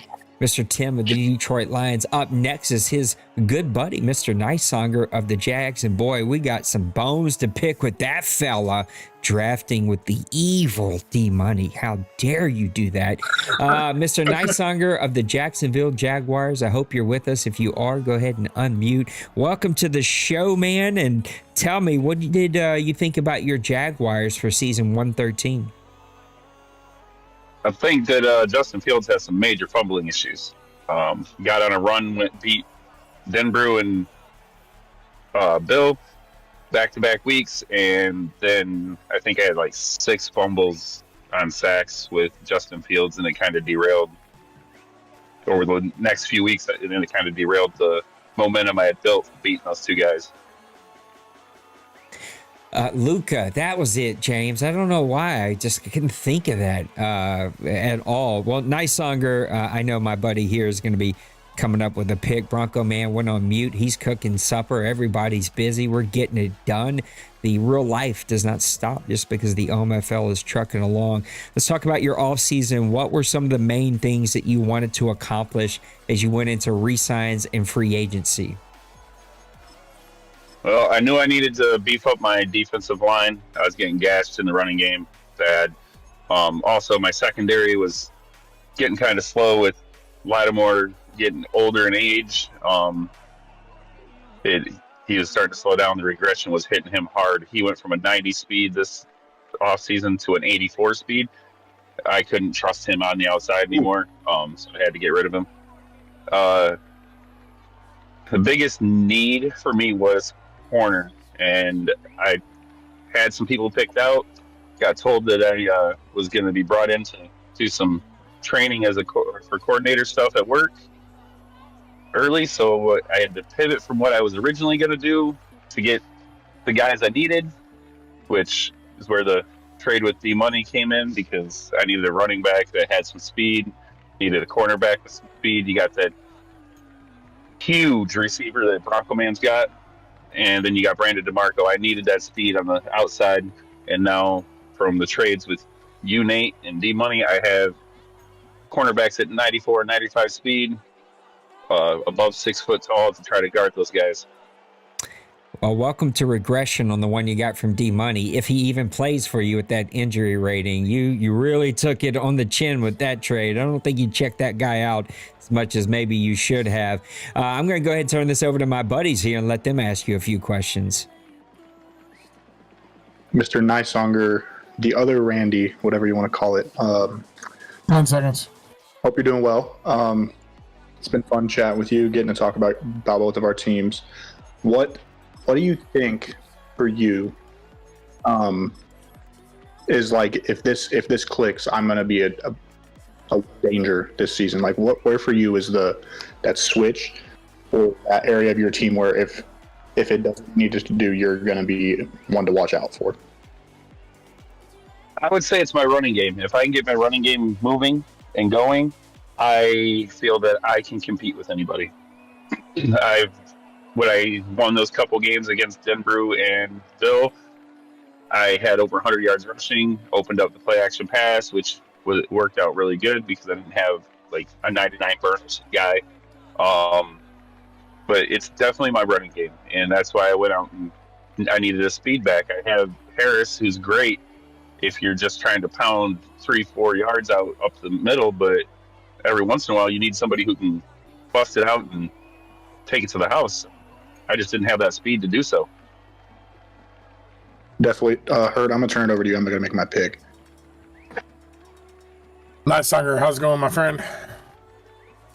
Going. So, I got a couple questions for you. One, season 1, without your Minnesota Vikings as your favorite team in real life, you took over the Jags. Do you feel like the reason you had moved over was to not be stuck with like kind of your favorite team making hard decisions? Do you feel like that has been true, or do you feel like you kind of look back and you're like, I should have stuck it out with the Vikings? I feel much more comfortable making the trades. Like, I traded away Jeremiah Okusamora, great linebacker, yet not real old, but didn't really fit the team. So I needed to move away from it. It made it a lot easier. There's people that I've seen that you've cut, and I was like, oh God, why do you do that? Because in real life, they're a lot better than what they are in Madden. Like Blake Cashman, he's a lot better in real life than he is in Madden. He's not a great Madden player, but a great. And I couldn't separate that, and it really made it hard to compete with Tim and Colin, and because I have fan syndrome. I'm a true fan of Minnesota. I couldn't let them go. And now that I've been in Jacksonville, I mean, I think he was like an 88 or 89 overall.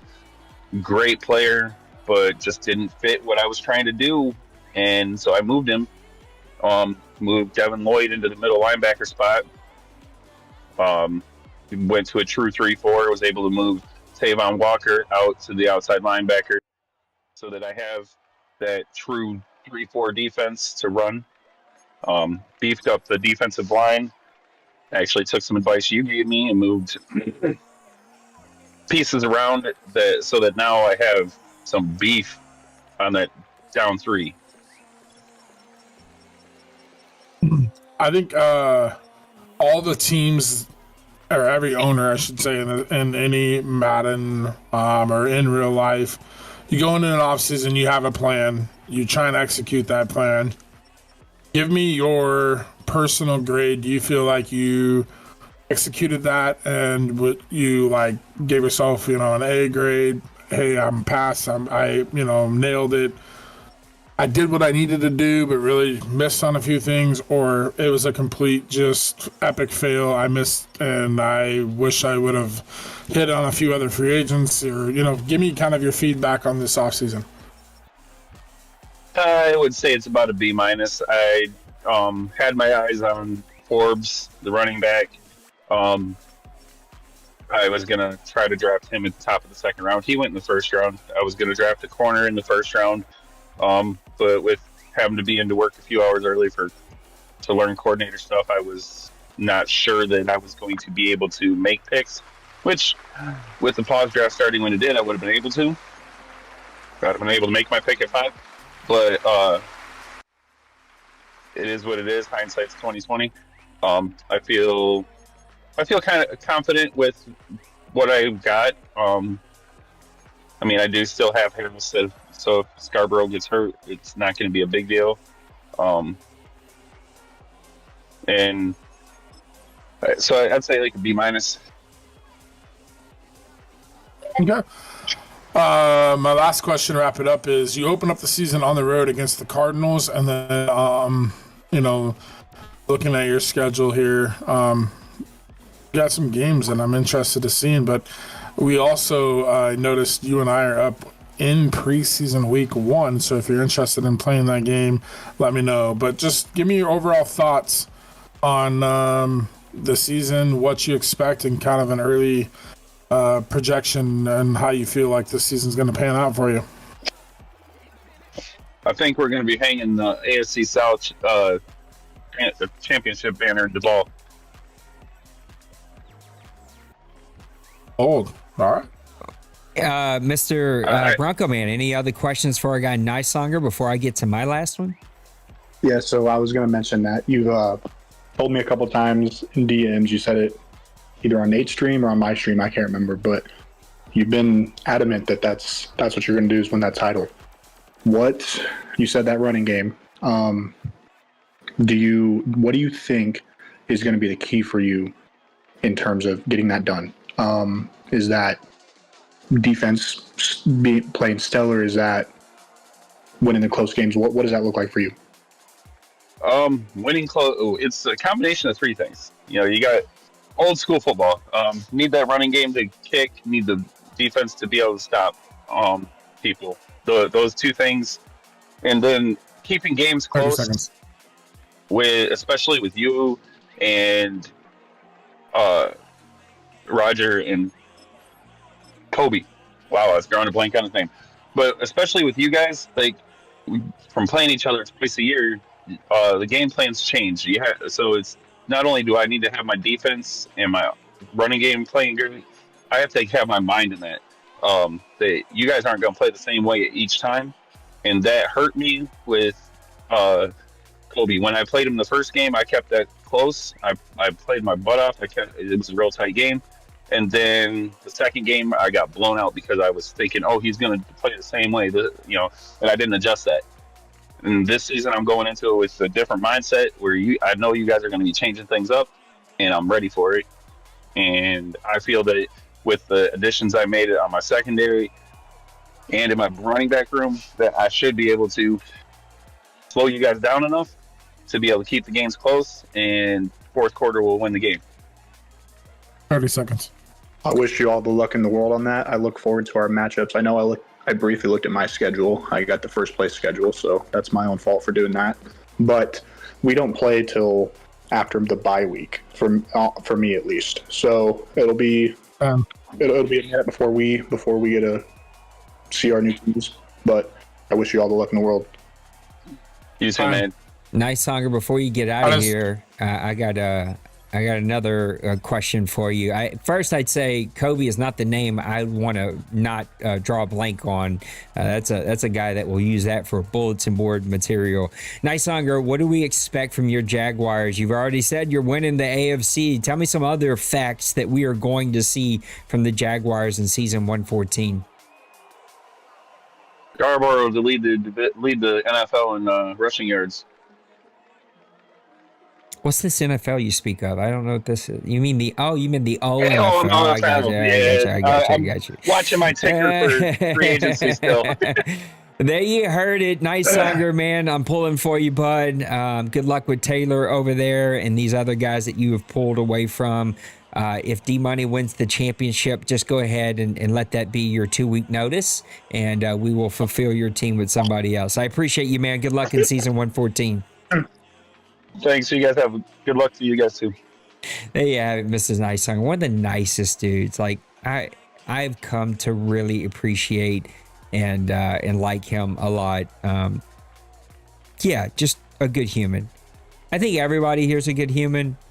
Just doesn't always act like a good human. I think we get real caught up in the competitiveness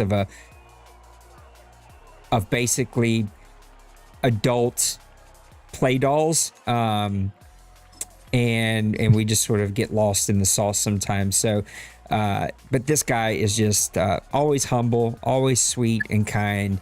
And I've really come to enjoy getting to know Nice Songer. We're at the end of this thing, man. This thing's been a little over 2 hours. The engagement has sucked, but it is what it is. So we will take any last interviews. All you got to do is jump in the OMFL voice chat on PlayStation, on your phone, on the computer app, whatever. It's easy, cheesy. I'm going to interview these two guys before we get out of here. I will lay out the schedule of what's to come. And fellas, we're going to be in the eve of season 114 tonight. A Sunday draft started an hour early with, on record, the fastest offseason we've ever had in the OMFL. Is that a big W or a big L for us? It feels a little bit of both. I think it's feel like... Go ahead, Herb. I feel like it's a big... No, you're good. I feel like it's a big W. I know once we get to playing games and stuff, and then you take the time for the playoffs, those who didn't make the playoffs or those who lose early in the playoffs, it's kind of just like, all right, I'm itching to get back to playing and start and have new hope. So I think like that aspect, it's a big W. I think there's only so much because of what EA offers. There's only so much draft prep that you can do and whatnot. So there's time-wise, and free agency is, as long as everybody has a chance to log on and be able to bid, it is, you don't need to have like an extended long period of time in my eyes. So I don't mind the quick turnaround. I'm getting back to playing games and building this team and having fun with you guys. It's about to be Nice Songer's pick. I meant to say this while Randy makes his pick here in just a few seconds. And then we're going to interview D-Money. I appreciate him popping in here. Somewhere in New York, one of Bill's nipples got hard whenever Big Hurt started to schedule live and in person before we even got there. I know that made Bill very happy to hear somewhere on this planet. We're going to let the Colts get his pick in. Then I want to hear his take on whether this quick offseason was a big L or a big dub, and then we're going to go ahead and bring on D-Money and interview him, and then I'm going to interview both of you, and then we're going to get off into this thing and have a good time. So, Randy, finish that thought, bud. I enjoyed the quick off season. Like Herb was mentioning, if you missed the playoffs or you're an early exit, it can certainly be a long time. I mean, I was the runner-up in the AFC, and my AFC title game was a week ago. It was Sunday night last week, so that feels like it was a month ago now. So I'm excited to get back into it. I think for the most part it went well. We had that. Can I little get you to hiccup pause with- really fast? I apologize, but Yeah. I'm going to go ahead and skip this, and we're going to find out all together. Hold your breaths. If this thing is going to either glitch and restart this whole draft, or it's going to send us off into the next season. We're going to find out together here, y'all. Fingers crossed. This one hurts. Oh, look at us. We are off into the recap. Let me get this thing. You can go ahead and finish that thought. We survived. Yeah, for sure. But just real quick, I think it was, we had that little hiccup with the situation with the why am I drawing a blank here? People started bidding before they should have, and people just kind of, like I was saying, it's copycat league. I saw people bid, so I started bidding before there was an announcement. So, but other than that, I think it went well. So I enjoyed it personally. Speaking of bidding, I think, Nate, we are not allowed to sign free agents right now, correct? This is correct, but I will cover all of that thing here in just a second. Let me turn off injuries before I forget and get people to start yelling at me. Injuries are off.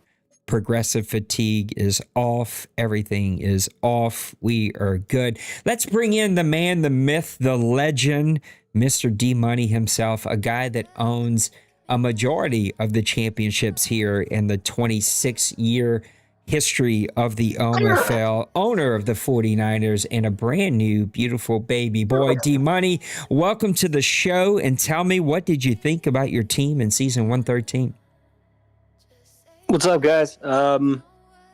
Disappointing, I guess. 12-4 with a tie, and losing the divisional.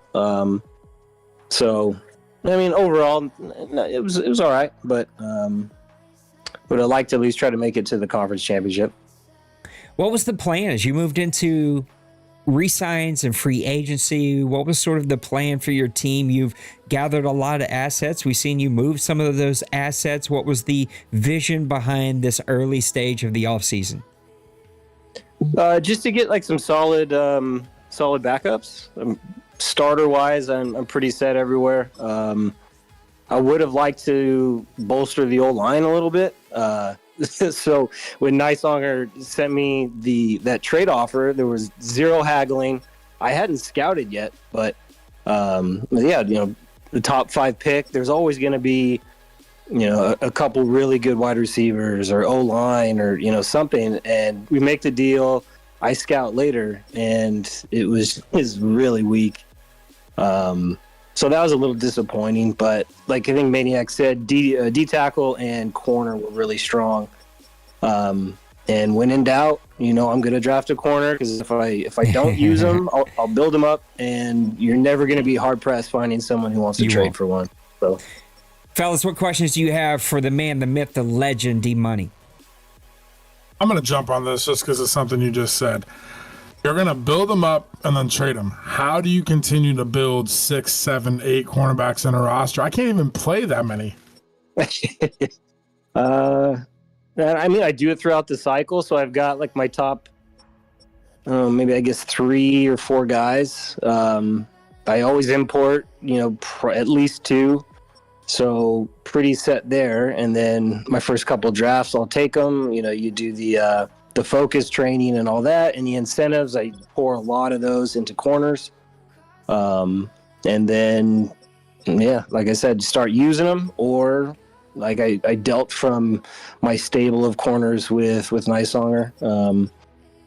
It's a lot of resources that goes into it. And I've said before, like, I'm addicted.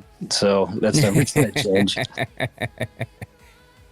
If that's the worst addiction you got, then that is, not a bad thing. My second, so you said last year, you felt disappointment, didn't reach the conference championship. I know you and D Wayne have had your fair share of battles, regular season, playoffs, NFC championship. Do you feel like that's something that's on the radar for this season 114? Do you feel like, I mean, obviously, as kind of a second part of that question, do you feel like that's part of it because you're back on All Pro, or does that not matter? No, I mean, I think I play the same All Pro or All Madden. But yeah, Dwayne and I usually have some really good battles, but I haven't been able to get there because I think I lost to Bill in the conference championship, and Bill beat Dwayne, and then Colin just beat me, and so I didn't get to Dwayne. But that'd be fun. We always have some really good games, so I hope we can get there. What do you think is the biggest obstacle for season 114 in your team? Is it a position group that you need to improve? Is it a roster like hole, or like, I mean, you might have the piece, he's just not quite built up, or do you have an absolute hole on your roster somewhere, or do you feel like it's, you know, an opponent that's standing in your way? What's that biggest obstacle for D Money, if there is any obstacle? No, running the ball. I've always kind of been like Dwayne, run first, but this whole cycle I've been kind of pass happy for whatever reason. It feels like every game I get like 8 in the box and, you know, drop back in zone. So I want to try to make them pay. So I'm coming out throwing more and more and more. Just not having a lot of success on the ground, even though I've had some good running backs. O-line's decent, but it would be running the ball for sure. If I can get back to like last cycle where, you know, I've got a lot of 2nd and 4s, 2nd and 5, like I think that'd help a lot because I've kind of struggled there. So you say running the ball, and I guess my last part of the question then for me is it something that having success because of you just haven't found that success that you want, or is it kind of getting out of your own head and just sticking to the run game? Both.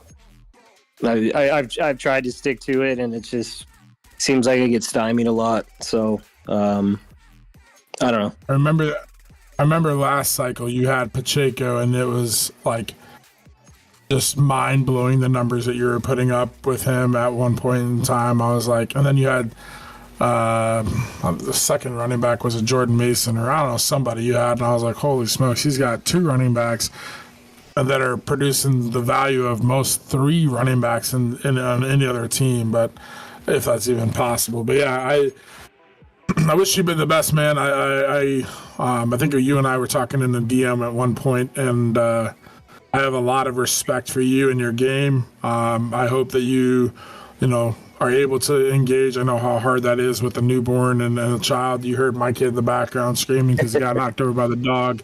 That is the life of being a dad with trying to play games. So I get it. I understand. But I think, I've never shied away from playing D-Money at any point in time. I've always kind of enjoyed those just because you got to beat the best to be the best, and I know you're one of those in that top tier, so I always look forward to playing you when we get the opportunity. But I look forward to seeing you and I'm trying to have the success that you have shown us time and time again that Nate has nightmares about. I appreciate it, buddy. Probably has that address memorized on hand off the top of his head by now. There's a lot of not memorized, but saved information on the computer. We'll put it that way. Randy, what questions you got for our guy D-Money? What's up, brother? Hope you're doing well. First question I want to ask you, pivot a little bit. So when we talk about, we make jokes like, oh, don't listen to D-Money. Don't answer his DMs about trades or... Wait. Those are jokes? Nah, yeah, I mean, they're like, haha, kind of jokes, but not really. Yeah. But anyway, so with that, and then you being one of the top dogs here, do you feel an added pressure to go out there and perform, especially in this cycle where you haven't got over that hump, or is it same mindset? No pressure. Maybe a handful of years ago, but not now. It's just for fun. So, too early playoff exits, like a little disappointing, but yeah, I don't know, no pressure. Cool. He says years ago when he had like 6 straight OMFL bowls, and Nate was like, I'm just gonna start shipping them in like, quantity of like 3, so it's cheaper to ship. Yeah, that's when there was pressure. Buy in bulk. Yeah. For you, You mentioned it, the run game for you is big to stick to. I think you got some good backs, but what would you say is like a position group that you need to see more from in order for you to get where you want to go? The O-line. I guess in previous Maddens, I've always been fine with the high 70, low 80 overall. Maybe it's different in this version because, I don't know. Just like I said, had a hard time running the ball. It seems like I don't have a ton of time to pass. So, like I think I already said, when I traded for the 5th overall pick, I was hoping there'd be some stud lineman there, and it was, nobody worth that high of a pick. So, I've been focused training them, hoping they get a little bit better. But yeah, that'd be the position. For sure. Yeah, the middle linemen, they don't progress. I mean, you can get a corner up, you can get a linebacker, receiver, whatever, but it's difficult with them. My last question would be for you. In your division in the NFC West, we haven't talked about it tonight, but I know in the past we've talked about Meek's a very talented player. He kind of sometimes, I don't want to say falls short, but he hasn't got over that hump yet. Do you think he is your top rival, or you got like a rivalry with Joker going on? How do you view your division? Yeah, Meek usually takes me in the regular season, so he's always tough there. Joker's tough. I haven't got to play Crazy Man yet, I don't think. With I guess he's had a lot going on. So when we had Logan, yeah, that division was real tough. But we'll see how it goes. But yeah, definitely Meek has my number in the regular season. For sure. Well, I wish you all the luck. I'm going to turn it over to Nate or Hurt if they have any last questions for you. Mr. D Money, it's always a pleasure, buddy. We get to talk from time to time. So I check in on the family, and you've had a hell of a couple of weeks here with the wife being gone. What do we expect from the 49ers? That feels like a loaded question, but what are you expecting from your 49ers for season 114? Yeah, I mean, I'd like to win the division again, and then make the conference championship. That'd be the goal. There you go. Short, sweet, to the point. And a guy that we're looking for. I don't know why I just left it right here on Randy's photo the whole time. I'm asking questions and Big Hurt's asking questions. But Randy, you got a lot of airtime. So I appreciate you, D Money. I'm not pulling for you. I got to be honest. I'm sick of sending you trophies and people complaining about how great you are. And everybody complains about how you get trades. I'm sick of all of it. Drives me nuts. But no, you're one of the better guys that we have here. I wish folks would just take time to get to know you a bit better. Pulling for you. Appreciate you. Looking forward to see what you do in season 114, bud. Thanks, guys. There you have it, Mr. D Money of the San Francisco 49ers. All right, let me interview both of you really quick, and then I'm going to announce the schedule, which has already been announced in chat if you're paying attention, and we're going to get everybody out of here. So, Big Hurt, what was your mindset for your Vikings? I know you two sort of talked. I heard you go back and forth a little bit when I was making picks, but what was the mindset as you moved into re-signs and free agency? I mean, my mindset this offseason was to fill the holes that I had, to be able to compete and kind of get over that hump or that obstacle that I had of last year. I feel like I found some rhythm, some traction, but I knew that the big thing for me was I did not have any draft capital. So I had to really hit home in the free agency. And so I think I'm happy where I'm at,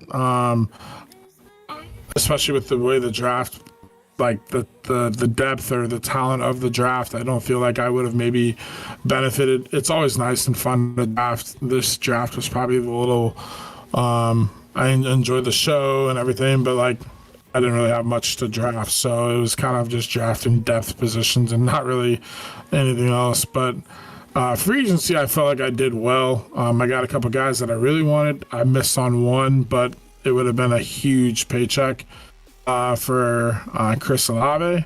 But I got Gabe Davis, and I think he'll complement Justin Jefferson well and with the other 2 receivers I got. So excited to see that.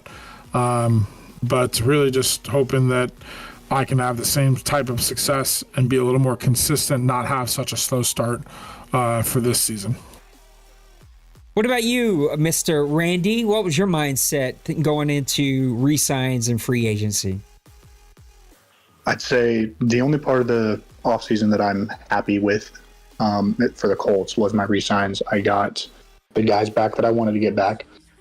I had a ton of money and threw the bag at everybody and didn't get a single one of them to sign. I don't know if it's nobody wants to play for Indiana, but the AFC South champs held no weight with those big negotiations. So that was a bit disappointing. And then with the draft, I made 2 trades that I was happy with.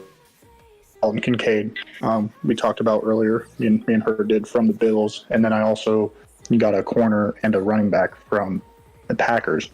So that was okay. The draft, I think I did what I could have done. I didn't have a ton of capital. I didn't have a pick until the end of the second round. So I didn't have as much there. That's why I tried to spend so much in free agency. So it kind of left me scrambling a bit. But I got 2 trades left to try to mingle with people during the season. But I think for me, looking at my roster, I mean, I got an 84 overall team. It's not great.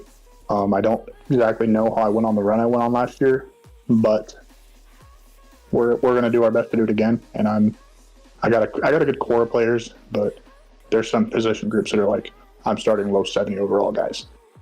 So. Yeah, I feel that. I think I have the lowest overall team in Madden still. Mr. Big Herd, how'd you feel about the draft? It's over. We got through it. We survived. We made it work. How you feel about your team? Yeah, my team, I feel great. Draft-wise, like I said, I didn't have much to go into the draft. So, I mean, as far as the draft, I knew I was going to have a bad grade on that aspect. But I'll be honest, driving home after I got off work and I hear, oh no, I was like, uh-oh. And then I hear, we've hit a draft glitch. I was like, no. But I feel like, like I said, as I was driving home, I was going to be home here briefly. And I said it in the car as I was about 5 minutes away from being home. As we always do in the OMFL, and as you always do, Nate, we always find a way, and we did. We just have to alter and fly by the seat of our pants, and we do that. And I think that's what makes this place special. And so, honestly, like going in, I was like, man, this is going to be like a 4 or 5 hour draft, doing a manual clock and just trying to get people to pick, and people complaining that their pick got simmed or something like that. But honestly, I feel like it went pretty smooth. So I'm happy with how things played out. I agree with you. Mr. Randy, what about you? What do you feel about your team after this draft? How'd the draft go for you? I got an O-lineman I like, and I got a corner I like. So I got 3 fast corners now. Some developmental pieces, or one of them's a developmental guy, but I feel good overall. I don't like my O-line. That's the only position where I'm like, ew. I got one guy over an 80 there. The rest are mid to high 70s. So I don't love that. But I think for me, the key is I got weapons galore on offense, and it's a ton of fun. But I have to get where I want to go, I got to be safer with the ball. Granted, I know when I got to that title game, I kind of just started throwing stuff up. But I got in my own head a lot. I've tried to work on that, so that's one thing, just staying even keeled. Like, if I was in that Super Bowl and where Colin kept getting behind and stuff wasn't going his way, like, I would have lost it and lost by 30. Like, that's just my mindset I'm not mentally tough enough there. So working on that a bit, stay true to the run game, and just play my game. What questions, Randy, do you have for Big Hurt? Okay. I played you toward the end of the season. You got a great team. And I know, unfortunately for you, I think you probably would have went a little bit further had Jefferson not got hurt. Do you think, with Colin, you guys all finished the same record, but do you think, like, what do you think the key is to taking the crown for him? Well, you mentioned part of it. Nick Sims, my rookie linebacker last year, that was an X factor. Missed, I think, 5 or 6 games, like week 12, week 11 to like almost the end of the year. And then Jefferson gets hurt misses the last 3-4 games, something like that, in the playoffs. So I think I hit a stretch where I was pretty consistent and having some success, and then boom, my two key guys, I think, Jefferson obviously on my offense, but like Nick Marshall kind of being in the middle of my defense. Dylan Marshall was a great corner, but obviously can only play like, the one side, lock up a receiver, whereas Nick Sims can cover that tight end, play the run game, play over the middle on the slants or drags, the deep digs or anything like that, and kind of just take away in between the hashes. So I think for me, one is to stay healthy. Two is to establish more of a run game. I struggled all of last season to run the ball to any type of success. And then I think Nate and I were talking in DM. I played him, and I had probably one of the roughest games running the ball numbers-wise, but I actually had success. But in my mind, like, it was just like battling, trying to get out of my own head and battle myself of being like, run the ball. You're having success. But like every game in and out, I would finish with like 35 to 45 yards rushing, and it was like 15, 20 attempts, and I'm averaging like less than 3 yards a carry, and it was just brutal. Like I had tried probably 7 different running backs last year, and so that's one, I think, is part of my offensive line, but two is just being able to figure out the run game. And so I'm hoping I can find that this year, because if I do, I think that's going to even open up more of my passing game, and I feel like my passing game's there. And I also feel like if I have a good running game, that helps my defense. But Kurt, what do you got for our guy Randy? Randy, what's it going to take for you to, you proved yourself confidence-wise, you got it back. I feel like you may or may not be riding the confidence level that you were last cycle, but you're not like completely to where you're like, I can't win, I can't do anything, type of thing. So for you, what do you think is the biggest challenge to get over to the next step? I know you said earlier, I played nipple. I know what I did, mentally toughness, like, we talked about that. What is the one thing that stands out for you to get over to that next time? How are you going to achieve that? For me, it's just understanding in each game that if I don't score first, if I turn it over first, I get a weird Madden play that pisses me off, like, just stay even keeled. I'm not somebody who, like, people say I have confidence, and I think that's fair, but I'm not like cocky about it, but I can beat anybody, but I also can lose to anybody. I have to remember that everybody's capable and treat each game like it's a playoff game. And I think the second part of that is I just have to really develop certain positions to kind of, like, I didn't have great pass rush last year. I think it's going to be a little better this year. But I think it's just developing those positions and staying even keeled, not getting too high or too low.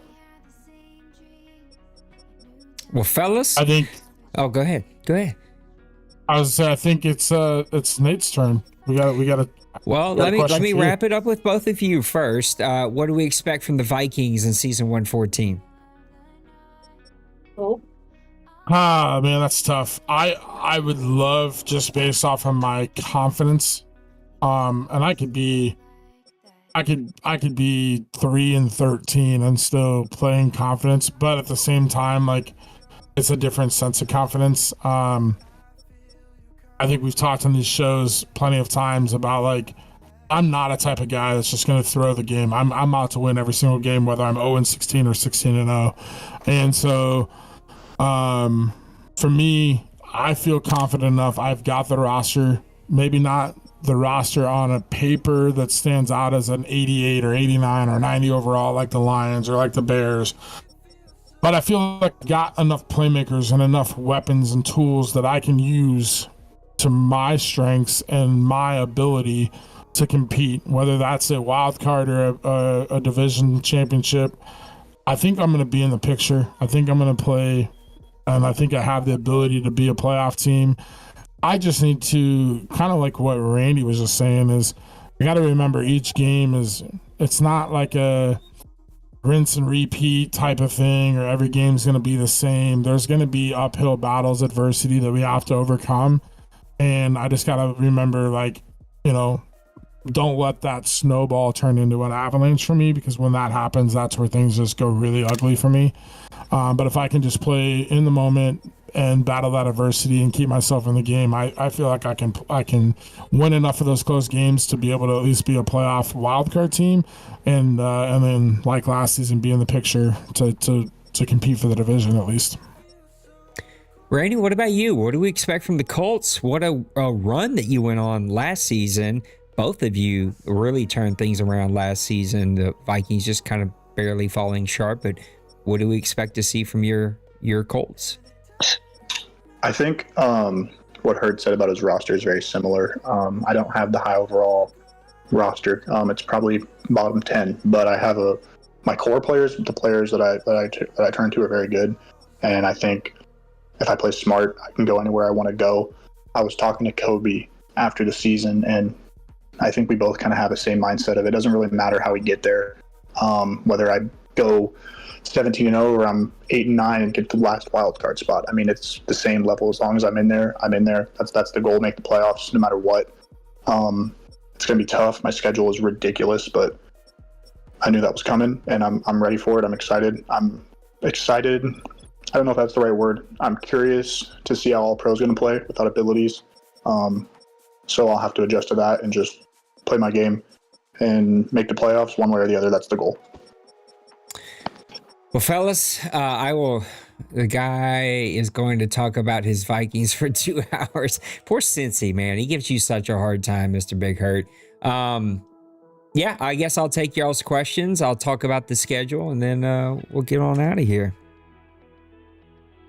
Since he can give me all the shit that he wants to give me, but I've invited this guy to come on and talk about his Jets, and not once has he joined in. I don't know what's going on with that fella. I don't know what's going on with him. On that note, I'm going to call him out. But let's talk about the Saints and the old who dat. And I think for you, my biggest question is, what's it going to take for you to find the confidence that you need to play? Because when you play with that confidence, and you seem to kind of go game by game, week by week. One moment you play with like a lot of confidence, and then the next week, like one bad thing happens. You run into the mighty all like 99 Ravens defense, and it just like beats you up, and then you're kind of in your own headspace for a week or two. I think for me, what's it going to take for you to gain some confidence, knowing that, yeah, you don't have the best overall team, but you're in those games and you can compete with the roster that you got. I think you play at such a high level with the safeties and really challenge people when you're calling offensive plays. How's that, like, what's that going to take for you to overcome that? Yeah, I think it's a fair question. It's a good question. One that I don't really have a lot of answers to. I think that when you lose it sometimes, whatever that it may be for you, whether it's hunting, drawing, fishing, playing video games, in sports, it feels like the harder you push to get yourself out of it, the worse things get. And I think for a couple, since last cycle when I really hit my skid, I've done that when it comes to gameplay. Now, there's still the boneheaded decisions I make. I still make these boneheaded throws of just like, why? Why did you make that? I still remember playing you and just making a late pick six throw of just like, I seen it, I looked at it, and my brain still went, push the button anyway. I was just like, why? What am I doing? What am I doing? And I can overcome those whenever I'm doing other things well. And I think my lack of confidence has come from the ability to team build. I've just lost it. And I feel like this draft is a perfect example of trying really hard the last 2 drafts to find it. And the harder I try, the worse it gets. Just like every pick today just felt like it just got worse and worse. And these are just unplayable players on most people's team. I have, I think, the lowest overall team, and I just can't figure out how to get out of the hole. Every move I make seems like the wrong one. I drafted a running back the end of last Madden that I I did a stream where I allowed the stream to help me pick my 3 import guys, and I got talked into this linebacker. He was big, he was strong, he was fast, he was everything you'd want from a linebacker. I think he was a superstar. He comes over here and does nothing. I'm telling you, nothing for me. Not a sack, not an interception, not a batted ball, not a pressure, nothing in the first 2 seasons. I ship him off to Roger, and he makes the Pro Bowl. It's a perfect example of, I don't know what I've done to lose it. Some of you in this stream have gotten DMs from me asking for your advice, for your help, how to get unstuck. I think that's where my confidence is going to go. That's a long way to say my confidence is going to come from figuring out how to team build again. I'm never great at trades because I don't have a lot of time to do the things that great traders do, and that is zero in on a handful of players and don't give up till you make it happen.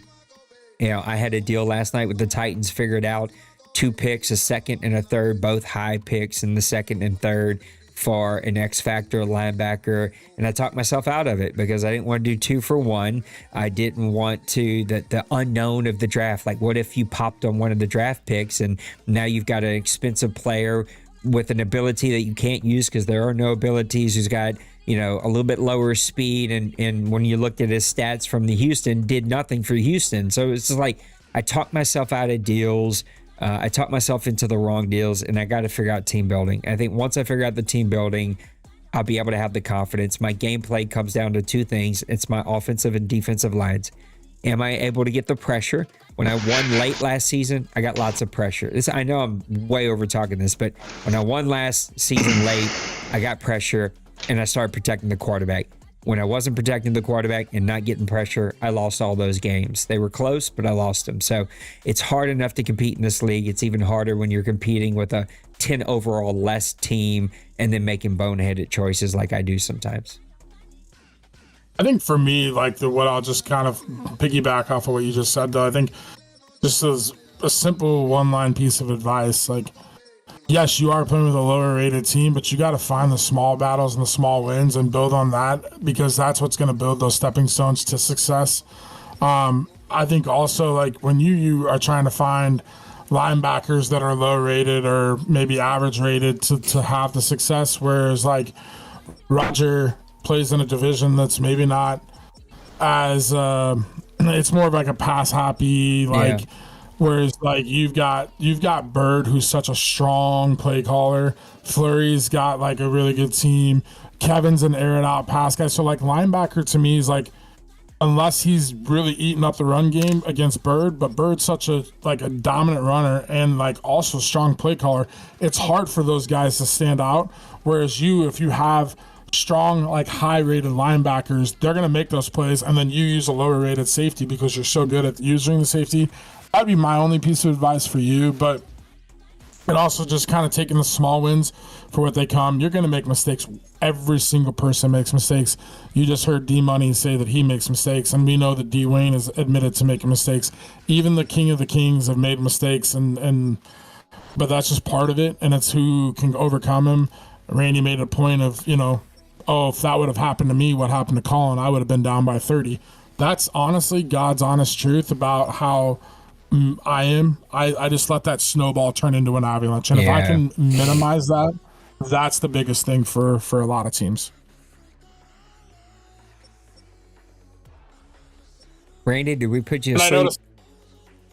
I noticed I called out Cincy and he popped in. Oh, did he? Well, look at that. Well, Randy, let's wrap me up real quick. We'll talk to Cincy and then we'll get everybody out of here. Any questions for me?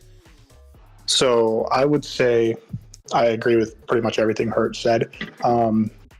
My question is kind of, I don't know how to phrase it, but we just played not too long ago in that OMFL College League, and you kicked my butt. You're a good player, and I think we're different people. I get mad and I say really dumb things, but that's just me. And you get mad and talk about the game, and it kind of seems like there's just, and Hurt was saying for him, the avalanche thing. There's a mental side where one thing goes bad, it turns into another. What for you is your pull yourself out of it, how do you think you can overcome that, even with the low roster, with you think you're struggling in drafts? Like, how can you overcome that? Because I know you're a good player. You know you're a good player as well. Yeah, I think that's a good question. I think it does. You've just recently started to do it, but it does add a layer. You always know someone's watching, but when you're on camera, when you're on voice, there is an entertainment layer that has to try to happen. I don't know how entertaining I am, but there is an entertainment layer that does try to happen where you are trying to answer. My favorite thing that sets me off is when guys ask me like league questions when I'm in the middle of a game, like, hey, when are we doing this? Or, hey, why did you? I'm just like, are you out of your flipping brain? Like, what is wrong with you? I think because of that added layer, it's sort of hard to unplug and just like, okay, I'm going to hone in. I'm going to get focused here. I'm going to try to right the ship. I think what I end up doing is, okay, avoid the mistake. And as we all know, when you try to avoid the mistake, you end up making more mistakes. And so it's, how do you play loose? How do you play free? And it's, for me, the frustration level, I think, ratchets it up because I'm on camera. I'm not only am I making mistakes, I'm in my own head and I'm reading the stupid comments in the chat about my mistake. You know what I'm saying? It's like, it's never positive. Always some smart aleck comment. There's always some smart aleck remark that gets under your skin. And now you can not only can't shake that you threw a dumb pick or you gave up a big play, but you can't shake that stupid comment. And you just want to reach through the screen and slap that person for being a jerk face. I think that's difficult. So I think if I can start to figure out how to draft better, that's always where my confidence starts. I up to the last 2 cycles, I've been a pretty decent drafter, play call better, and then learn how to unplug even when I'm on camera and really get focused and honed in.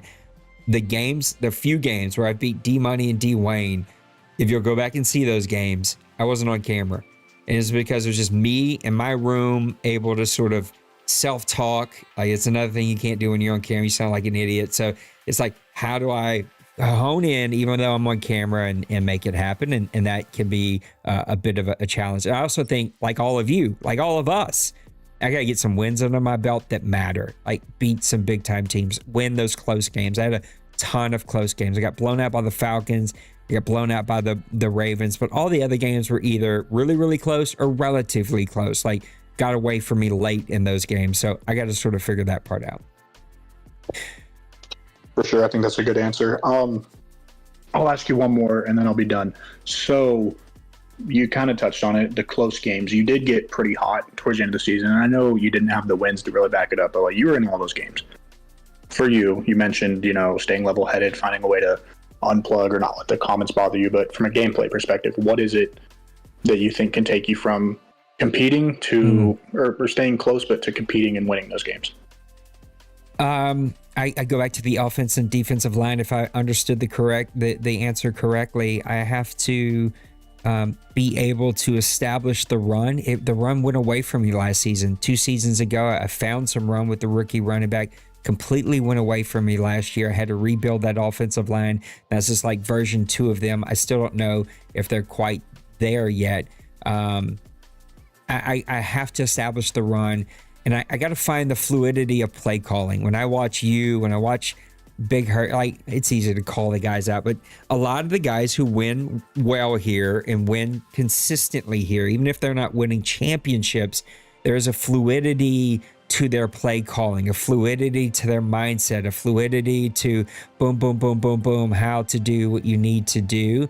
I'm lacking that fluidity. I talk myself out of this player, running this player, talk myself out of that. I start to guess what the other person's doing instead of playing to my strengths. And those are things that I think are really going to have to change in season 114. I think season 114, honestly, is going to be another really hard year for me. I'm wasting a Hall of Fame quarterback. I'm wasting a Hall of Fame receiver. I'm wasting their sort of careers, but I don't have the team, I think, to really compete. But can I build this season, have a really good draft next offseason, and then go for it in that last season? That's going to be a key to everything. So we'll see if we can do that. I appreciate the questions. I never get to do any interviews. Let's get Cincy Berg in here, owner of the New York Jets, and used to be a co-host of Hurt, but maybe those two hate each other now. I can't quite tell. I'm just joking, of course. Brand new, well, not brand new by now. I think baby's a little older now, but softball player extraordinaire, defensive extraordinaire, a championship champion, team owner, coach here in the OMFL, Cincy Berg of the New York Jets. Buddy, how you doing? And tell me, what was your mindset with your team going into re-signs and free agency? Hey, Nate. How's it going? Can you guys hear me? We can hear you, bud. Oh, perfect. That was quite the intro there. My mindset going into the off-season was a little similar to Randy's. We had a lot of money, and I was going to use it. So I spent quite a bit of money, beefed up the defensive line and patched up the offensive line a bit. My big signings would be Trey Hendrickson. He's a little bit older, but he's going to help out right away on the defensive line. And Brian O'Neill at tackle. He's only 31, but that's still young for an offensive lineman. So he's going to patch up the end there. I lost my second and third linebacker, so I had to get a big piece there to fill. Bobby Okereke, whatever his name is, filled him. Yeah. Yep. So spent a lot of money. Still found that I needed to figure something out for the secondary, just a little added bonus to go in, retool for the next season. Right before the deadline there, I ended up trading Trey, gave him my first for Gabe Leverett. I think he was an import for the Commanders. So off him for a year or two probably. He comes in, he's like a 87, 88, so he'll be an immediate impact in the secondary, so that should help. And that's kind of where I stood going into the draft. What'd you think about your season in season 113 overall? I said it first. I'm taking credit.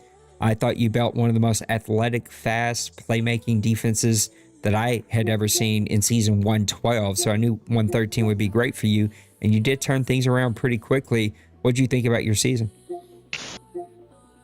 Season 113 was good. It was definitely improved. I got all the pieces that I wanted to make my run.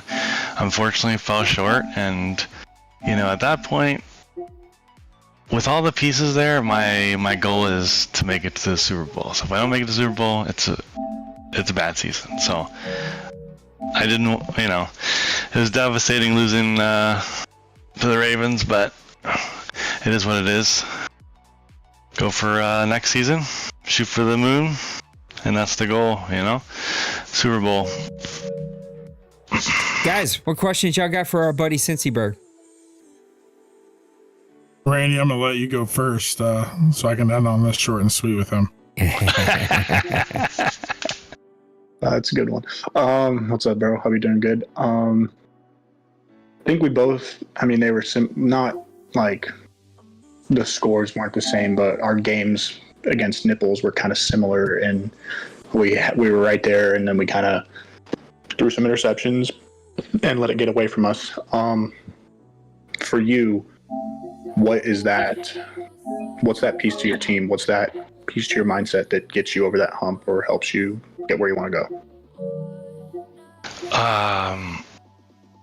Well, in that kind of game, I know I've watched Nipples play way too much this season. I know what he's doing, and I'm staring at his user nickel corner the entire game, and I'm just playing right into his hand. And I just gotta play my game. If I play my game, it's a different story, and that's what I thought about for about 24 hours after that game. So, just gotta play your own game. I hear it. So outside of Lowry, he's obviously last time I checked on the voting booth, I don't know when the awards are coming, but I think he was in the lead for Offensive Player of the Year. If I'm correct. But outside of him, you let Devontae Adams go, I believe. I don't have your roster pulled up, but what do you think your playmaking there is going to look like to kind of like, is it like Nips can take that guy away to like, what are some other guys you're thinking to step up for you? Yeah, I did let him go. It was kind of like a 12 pick rental. I ended up trading like my late second for early third, so it ended up working out. It was a good one season rental. He did very good for me. But I still got Terry McLaurin. I signed him for a few years, so I'll have him for this year and probably next year too. I think his penalty's too much, so I'll end up having him for the cycle. But I did replace Devontae Adams with Tyreek Hill, so I do have Hill. So that will be my second receiver that will hopefully help out Lowry when he gets usered or double teamed or whatever the plan of attack is.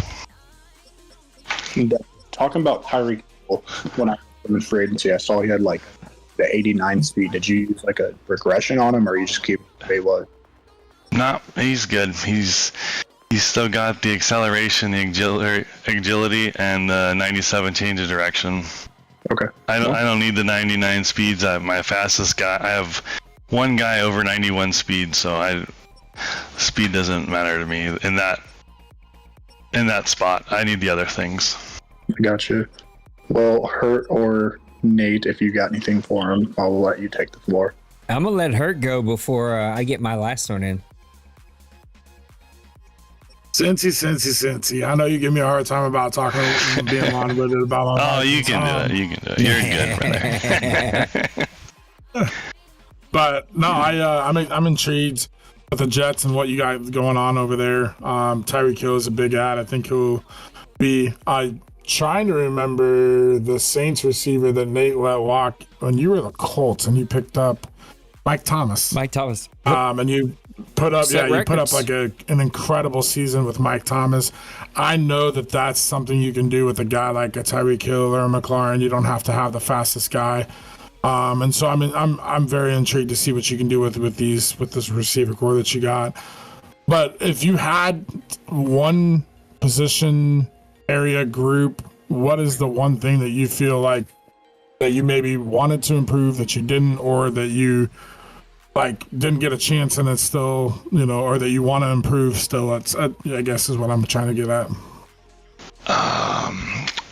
What I didn't really, I would like to feel a little bit more comfortable with my tight end selection. Last season, I offered Dawson Knox a stupid contract. So now I got him on my roster, and I don't really love having him on my roster and try to draft a tight end. He's okay. He's more of a run blocking tight end, but I'd like to have a better vertical threat tight end, just to take the ease off as well. That's probably what my hit and miss was. Maybe if I had that first rounder still, might have been able to get a better tight end. But yeah, that's one thing I'd like to get better at. That is the last thing anybody that's playing the Jets needs to have is you with the tight end on top of all the other weapons you got over there on offense. What do you feel like is the biggest obstacle for you to get where you said OMFL Bowl? What's that biggest obstacle? Whether it's something that you need to personally do or get out of your own head, a team, a roster. What is that for you? I probably got to utilize my running back room a little more. I mean, I put too much. I think I put too much of the game on the quarterback spot. I think McDime sometimes, we're not playing on rookie here. You can't do it all. So I need to balance out my game a little better here. But that also being said,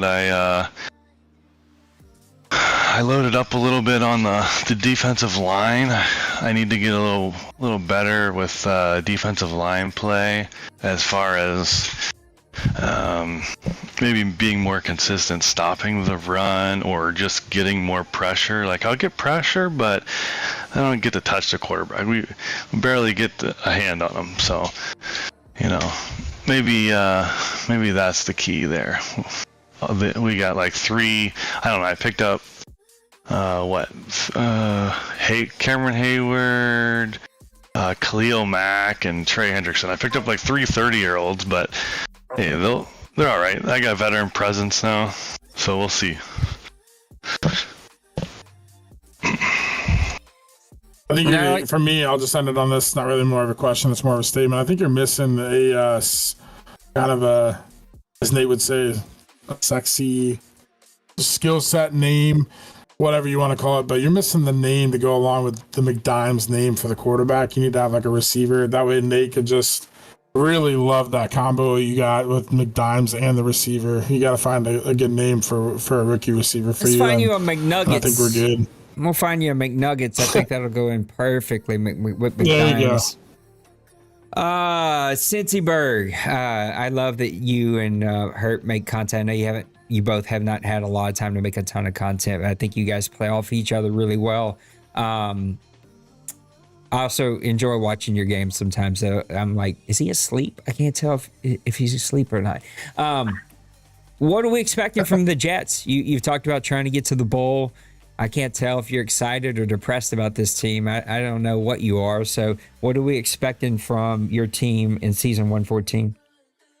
All right. Well, first off, that's because Hurt invites me to do this show at like 11 o'clock at night, and then invites Maniac, and you already know what happens when those two are together. So then it goes on for 2 hours. So I am excited about the team. There's a couple pieces that I missed. So, you always want to, hit a home run on a couple pieces, but if you don't get it, you don't get them. Pretty much got the same offense as last year. So I expect, similar numbers on the offensive side. Defensive side, change out a couple things. Still got the corners and my main linebacker, Joe Hayden. So yeah, I am excited about this team. Honestly, I forget what question you asked because I was doing something as you were talking. But what do we expect for them?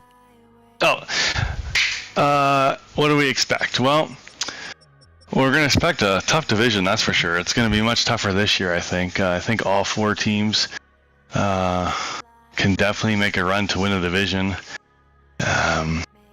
So that in itself, I think, will automatically should help each person in the division be better, because you're playing a tough game every week to try and just make the playoffs. So I think that prepares you for the playoffs.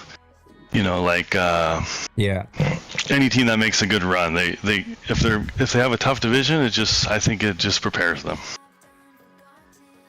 Well, buddy, I'm pulling for you. Looking forward to see what your Jets can do. Just a personal question: do you want to play this Week 1 preseason game? Yeah. Can you give me like 10 minutes? Oh, I'm gonna need more than 10 minutes. How long can you give me? Can you give me 20? Oh yeah, I can give you 20. Yeah. All right. Well, give me 20. Let me do a few little things. I'm not gonna do my training camp. I'll do the other stuff and get my team ready and get this thing wrapped up. Cincy, pulling for you, man. Thank you for joining the show tonight. Perfect. Thanks for having me. There you have it, You guys can play your game, and then we can have a show tonight since I'm all warmed up, Cincy. I love it. I love it. Well, there you have it, Mr. Cincyberg. Big Hurt, Mr. Randy, I appreciate you guys. This has been a fun show. I know that the engagement's been lacking a little bit. I've seen some things in chat that Sundays are hard. We've done Sundays many times before, and they always, Sunday actually feels like a pretty good day for most people. I don't know if it was the early time slot, but I don't know. We'll try this one again and see how it goes. I think, though, after this one, I might stop voting for when things are and just start telling you guys when things are, and try to do as quick of an off season as I physically can handle. So we'll see how that goes. Give me one final thought as we wrap up the show. Then I'm going to tell the schedule and we're going to get out of here. Mr. Randy. It's been a pleasure being on the show. I appreciate it. If you guys ever need another guest, hit me up. I'm more than happy to do it. So thank you for that. It was a great show.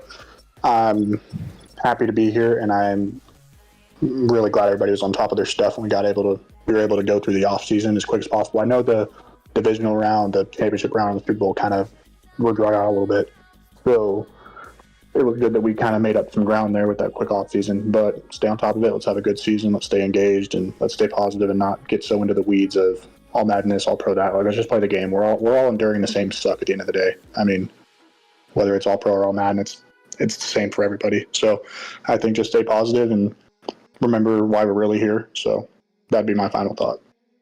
Big Hurt, close us out. Last time you gave me a time to close it out, I think I just preached, we all are here for one thing, and Randy kind of just said that. So I'm just going to kind of reiterate that. Like, I think a lot of things happen in life where we all are dealing with our own thing. Crazy B-Man's dealing with some stuff, and like Kobe, obviously, I just found out, I knew it was a little bit, but I don't know to the extent. But like, that's just two people in this community. But we all are here. Maniac's dealing with health stuff. Nate gets busy at times, and you heard me coming home from work tonight. So long story short there, to wrap that up, I just think we all need to remember that this is a getaway from our true daily life, and this is a safe place where we can come and enjoy what it is and what we want to have it be. I think the old saying, you create it, people will come. Nate has built this place, and this is why we're here. For me, it's just like, I really look forward to playing, and I'm excited that the offseason was as quick as it was, because it's been about a week and a half since I played a Madden game, and I'm just kind of like excited, itching. Baseball just came out, but it's just not the same for me. I enjoy playing Madden, and I enjoy playing in this place. College football is fun, but this community is just different. And so with that being said, I just want guys to, as we endure a new season, all Madden, all pro, switch, no switch, blah, blah, blah, blah, blah. It doesn't matter. You've committed to being here. You know what the expectation is, FPR, all that nonsense. Just play the right way, play with integrity, play with, we make mistakes, be open to if somebody doesn't and makes a mistake, because again, we are human. But at the same time, like there needs to be a sense of accountability. When you mess up, just own it.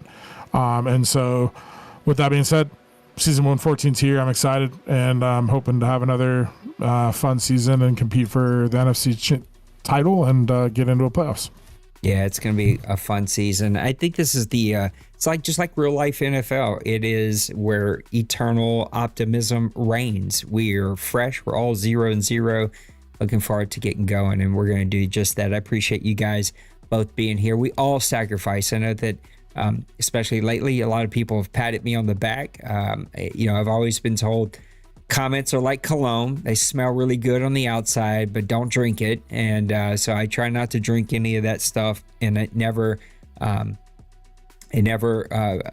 passes me by that we all sacrifice. Big Hurt drove straight from work home with the family and everything going on, and is doing this. When I'm sure his wife wants him, or his kids want him, or there's 800 other things he could be doing. So we all sacrifice, and I appreciate everybody doing it. I appreciate you two for being here, because these things would not nearly be as much fun if it's just me sitting here talking. With that said, I'm going to get out of here. We had a great draft show, quick draft show, and then we talked for another hour and a half. So for those of you who are still hanging in with me, I appreciate you. Reach down there, hit the like button. If you're not subscribed here to Grown Folks, make sure to do that. I'm going to get my team ready and then go play Cincy, and then sit up for another 2 hours doing all the rest of my stuff. So take care of yourselves. Take care of those around you. Know that I love you and that you matter. We'll see you on the next one. Peace.